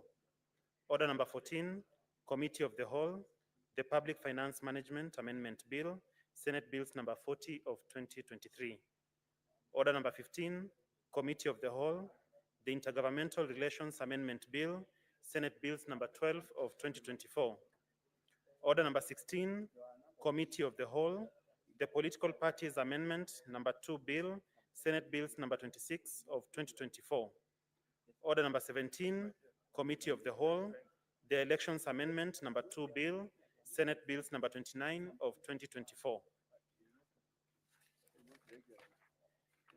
Honorable Senators, we are going to the committee.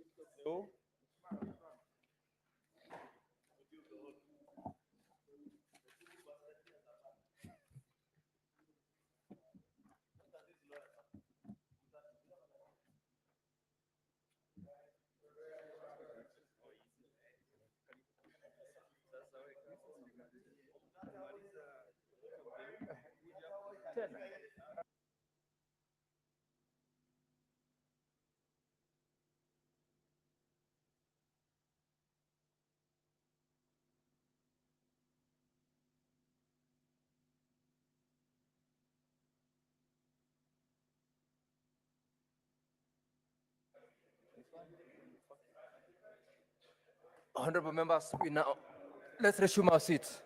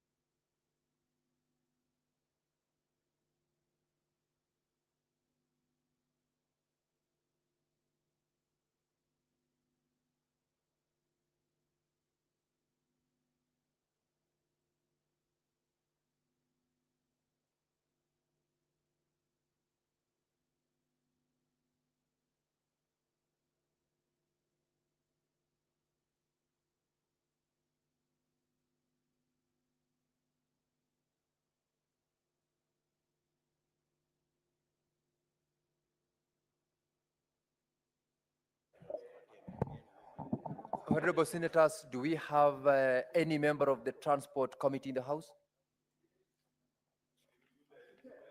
Senator Chute, proceed. Approach the chair, Senator.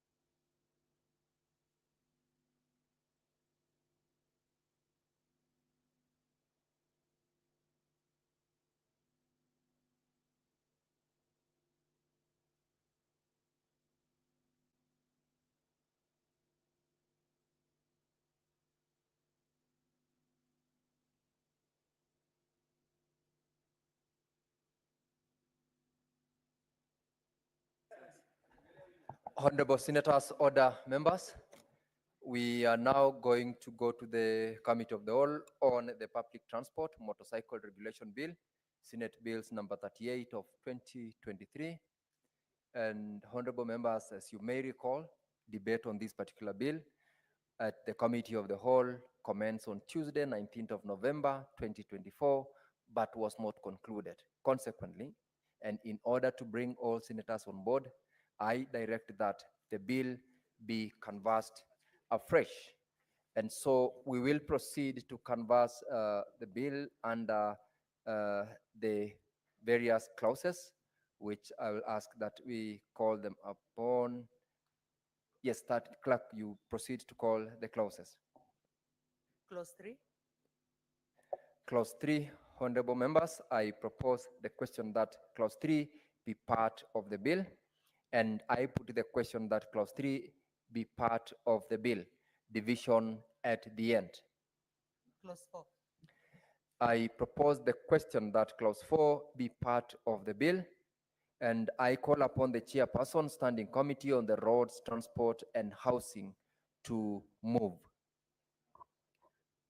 Honorable Speaker, I beg to move that clause 4 be amended as per the order paper. Honorable members, I now propose the question that clause 4 be amended as proposed, and I put the question that clause 4 be amended as proposed. Division at the end. Clause 5. Clause 5, honorable members, I propose the question that clause 5 be part of the bill, and this particular bill has got a proposal for amendment by Senator Godfrey Osotsi, MP. I call upon the mover of the bill, Senator Boni Halwale, who has adopted those proposals, to move. Mr. Chairman, I propose that clause 5 of the bill be amended by deleting paragraph F and B, deleting paragraph G and substituting therefore the following new paragraph F, namely 6 persons appointed by the County Executive Committee member responsible for the matters relating to transport as follows: 2 persons representing border riders, 2 persons representing border owners, and 2 persons representing service and cooperative societies in the country. Thank you, Madam Speaker. Honorable members, I now propose the question that clause 5 be amended as proposed, and I put the question that clause 5 be amended as proposed. Division at the end.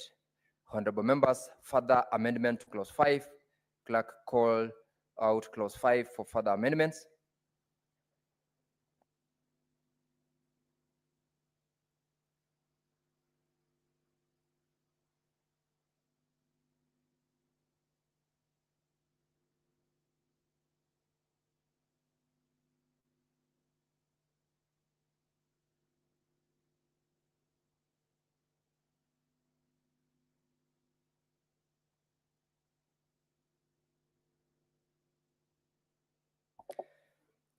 There is a further amendment to clause 5. Read out further amendment. Further amendments to clause 5. Honorable members, I propose the question that clause 5 be part of the bill, and for the direction of the chairperson, this particular amendment is also proposed by Senator Otsotsi, and the amendments to subclause F and G are more comprehensive and captures the committee chairperson's proposal. The chairperson is therefore directed and advised that you consider withdrawing the committee's proposal so that we adopt the proposals by Senator Otsotsi. So, chairperson, Standing Committee on Roads, Transport and Housing, withdraw the further amendments to clause 5.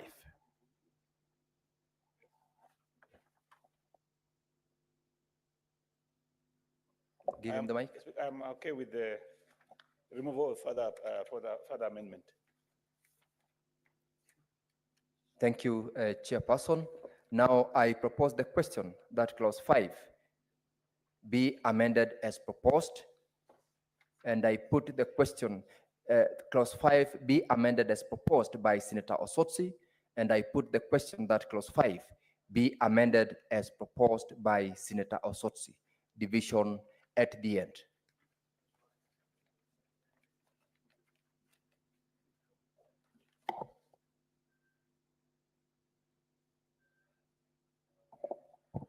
Honorable members, for purposes of clarity, the amendments by the chairperson of the Standing Committee on Roads, Transportation and Housing is hereby withdrawn, and the further amendments by Senator Otsotsi are hereby adopted.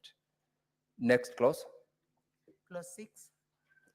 I propose the question that clause 6 be part of the bill, and I call upon the chairperson, Standing Committee on Roads, Transportation and Housing, to move. Senator Tute. Thank you, Honorable Speaker. I beg to move that clause 6 be amended as per the order paper. Honorable members, I propose the question that clause 6 be amended as proposed, and I put the question that clause 6 be amended as proposed. Division at the end. Clause 7. Honorable Senators, I propose the question that clause 7 be part of the bill, and ask the chairperson, Standing Committee on Roads, Transportation and Housing, to move. Honorable Speaker, I beg to move that clause 7 be amended as per the order paper. Honorable Senators, I propose the question that clause 7 be amended as proposed, and I put the question that clause 7 be amended as proposed. Division at the end. Clause 8. I propose the question that clause 8 be part of the bill, and ask the chairperson, Standing Committee on Roads, Transportation and Housing, to move.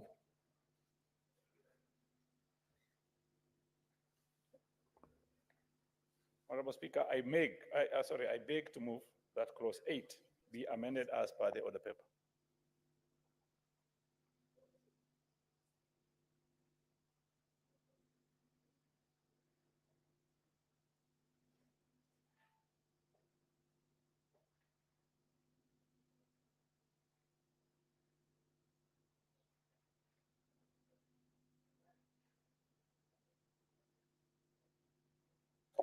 Next clause.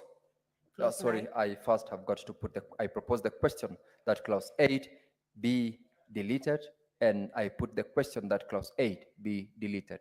Division at the end. Clause 9. I propose the question that clause 9 be part of the bill and direct the chairperson, Standing Committee on Roads, Transportation and Housing to move. Honorable Speaker, I beg to move that clause 9 be amended as per the order paper.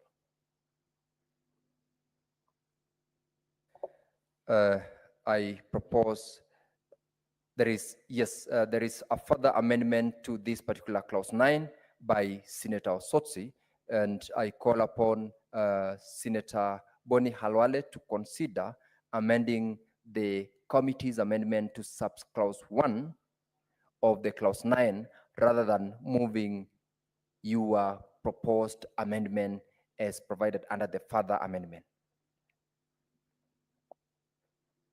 Mr. Chairman, I propose that clause 9 of the bill be amended in subsection 1 by inserting the words that relates to motorcycle riders and owners immediately after the words savings and cooperative societies. Thank you, Mr. Chairman. Honorable members, I now propose the question that clause 9 be part of the bill.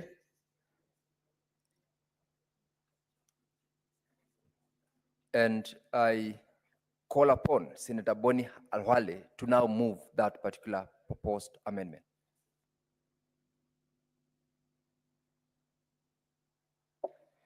And I put the question that clause 9 be amended as proposed by Senator Boni, and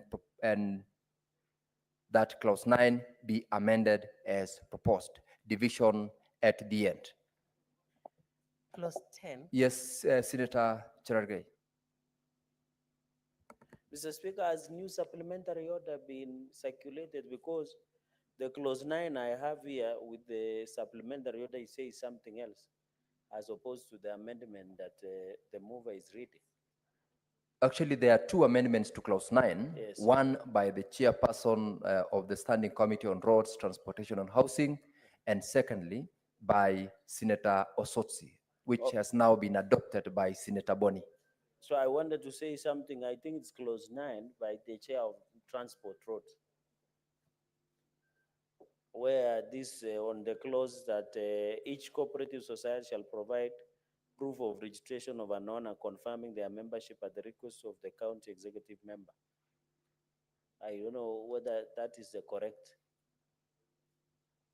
as per the order paper,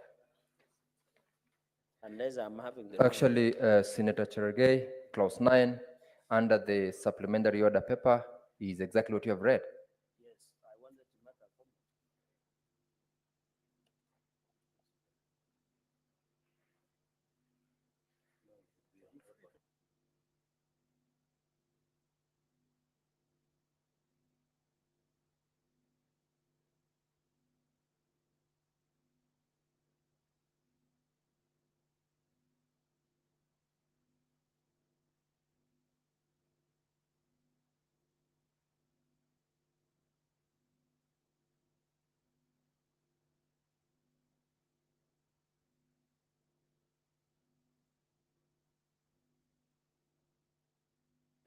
Senator Cherargei, you may proceed to make your comments on that proposal for amendment by Senator Osotsi. Mr. Speaker, on this clause, clause 9.2, that says each cooperative society shall provide a proof of registration of an owner confirming their membership at the request of the county executive committee. Mr. Speaker, I don't think it should be a request. It should be mandatory to allow the running of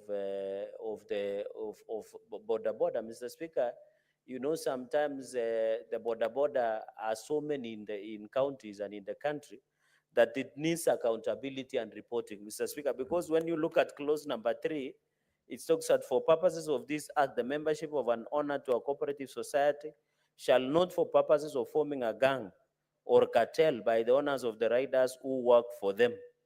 So when you look at sub-article 2 and 3, Mr. Speaker, it doesn't, there is no flow, Mr. Speaker, and therefore I'm requesting that that through the chairperson of roads and transport, that it makes it mandatory for the county executive in charge of roads and transport at the counties to know the borders cooperative societies.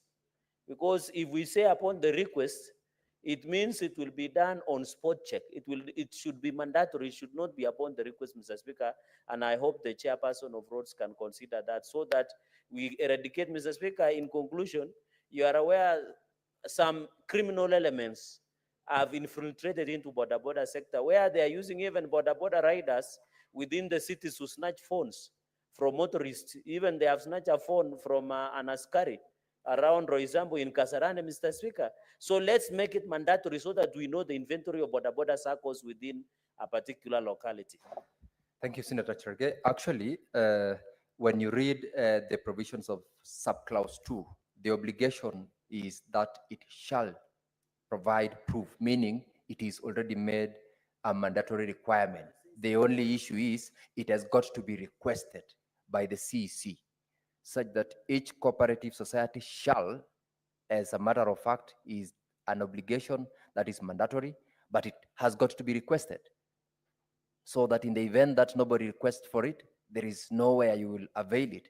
But if it's requested, then you are under an obligation as a matter of mandatory requirement to avail that particular proof of registration.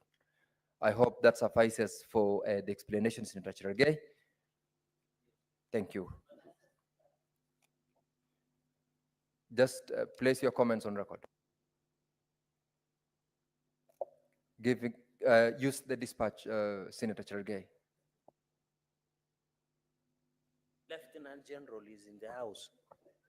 Mr. Speaker, mine was that it should be mandatory. It should have ended by each cooperative society shall provide proof of registration of an owner confirming their membership to the county executive. It should not be request. Because if it means, Mr. Speaker, the reading of this law, and you are a senior lawyer, means that it must be requested. But you know how criminal gangs operate. They can appear in Bomet, Longisa, Kupadabora Cooperative Society, give out the documents that day, and you are not sure. It should be mandatory. It should not be upon request. The CC shall ensure that they are registered within. Because if you add the word request, Mr. Speaker, it negates the word shall. It negates the word shall. And I know the professor of law is here, because if you are saying shall, then request. You know, Mr. Speaker, it defeats the statement in its entirety, Mr. Speaker. So the word shall should not come with request. It should be mandatory, the proof, Mr. Speaker. Thank you. Very well, Senator. So the proposal will make the subclause to read as follows. Each cooperative society shall provide proof of registration of an owner confirming their membership to the county executive committee member.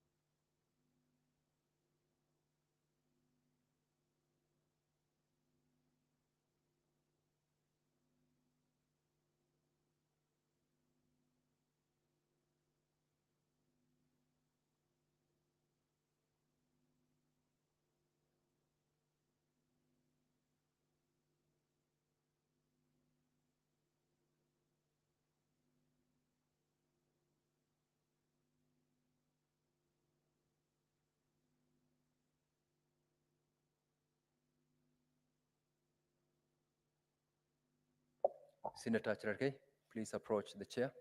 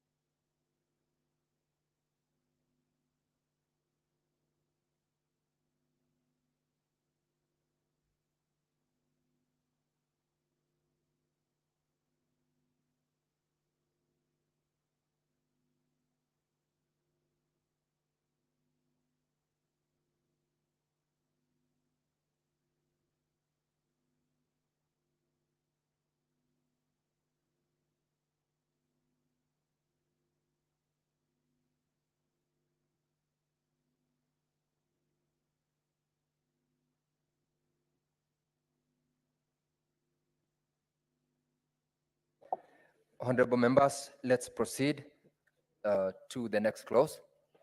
Clause 10.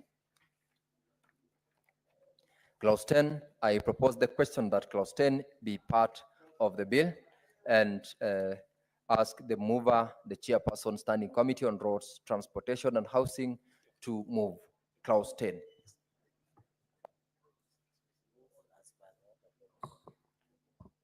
Thank you, Honorable Speaker. I beg to move that clause 10 be amended as per the order paper. I now propose the question that clause 10 be amended as proposed, and I put the question that clause 10 be amended as proposed. Division at the end. Clause 11. I propose the question that clause 11 be part of the bill and ask the chairperson, standing committee on roads, transportation and housing to move. Senator Chute, please proceed to move amendment to clause 11. You can use your, yes, you can use the microphone on your desk. Thank you, Honorable Speaker. I beg to move that clause 11 be amended as per the order paper. Honorable members, I now propose the question that clause 11 be amended as proposed, and I put the question that clause 11 be amended as proposed. Division at the end. Further amendment to clause 11. There is a further amendment to clause 11. This is by Senator Sotsi, and I propose the question that clause 11 be part of the bill and ask Senator Boni to proceed to move.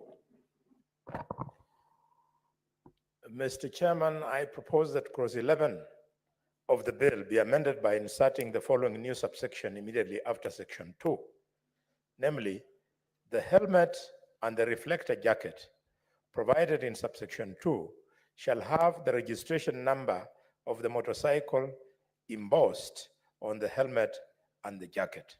Thank you, Mr. Speaker. Mr. I Chairman. now propose the question that clause 11 be amended as proposed, and I put the question that clause 11 be amended as proposed. Division at the end. Clause 12. Honorable Senators, I propose the question that clause 12 be part of the bill and ask the chairperson standing committee on roads, transportation and housing to move.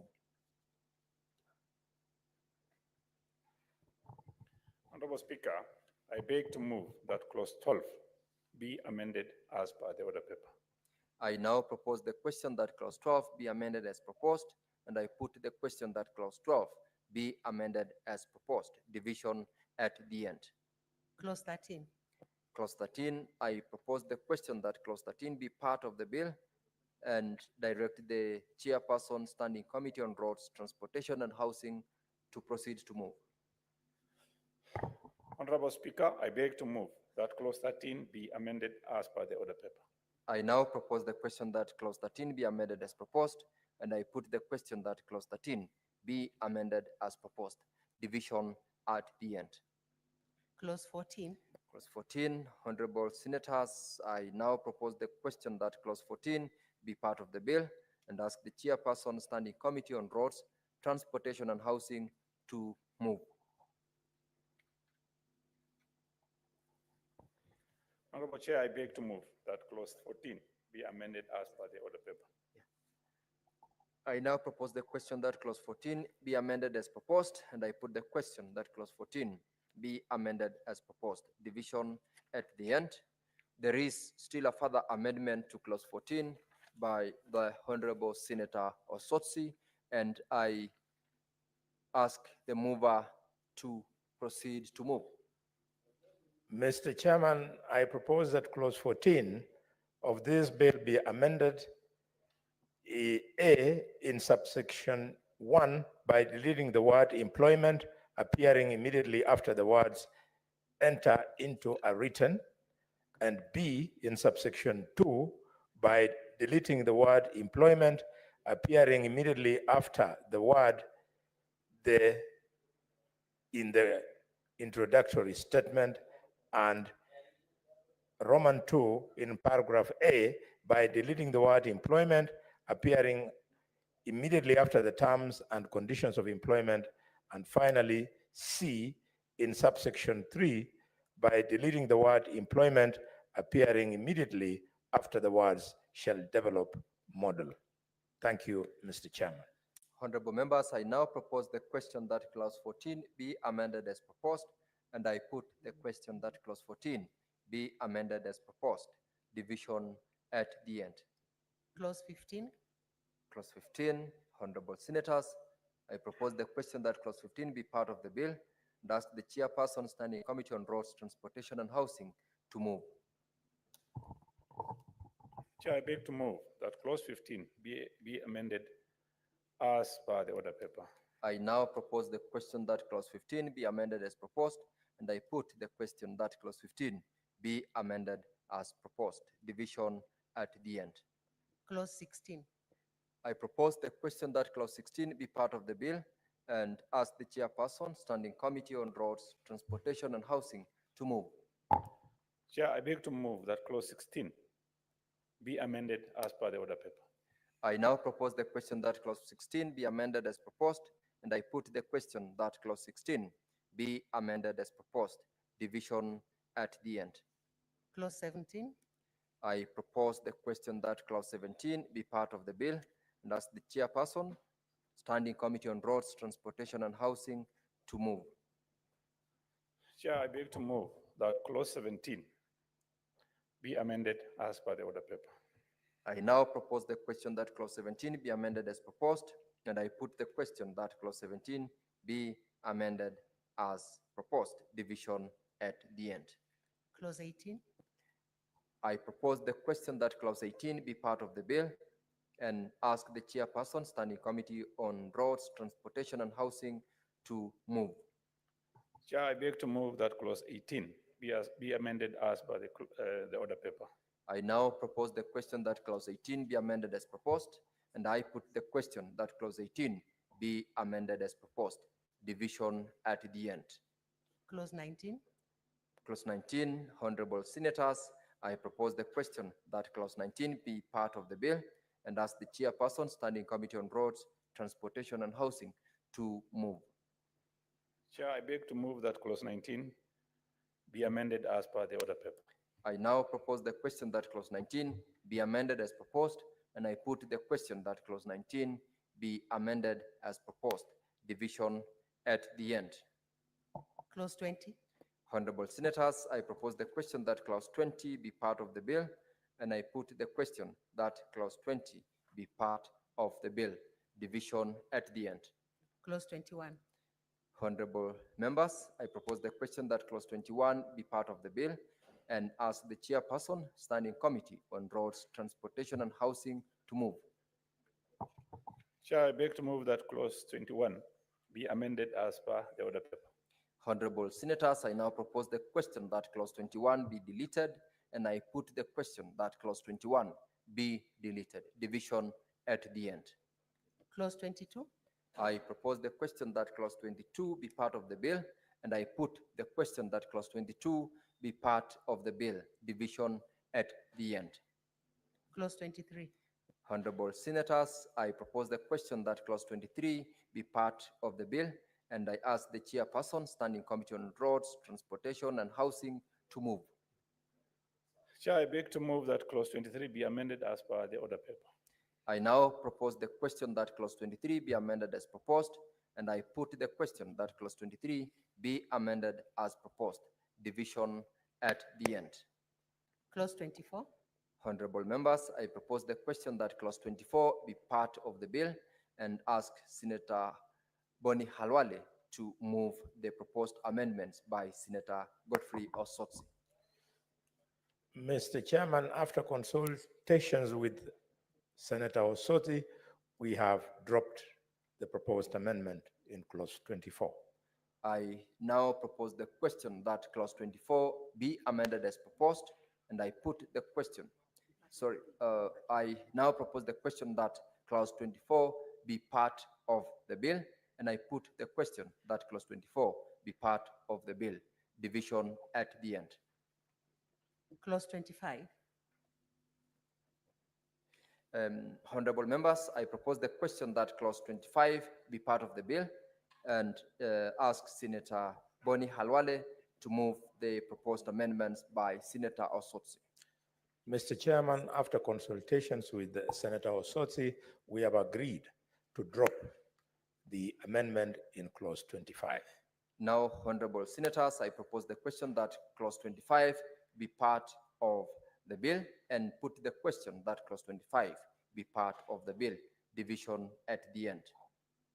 Clause 26. I propose the question that clause 26 be part of the bill and ask the chairperson standing committee on roads, transportation and housing to move. Chair, I beg to move that clause 26 be amended as per the order paper. I now propose the question that clause 26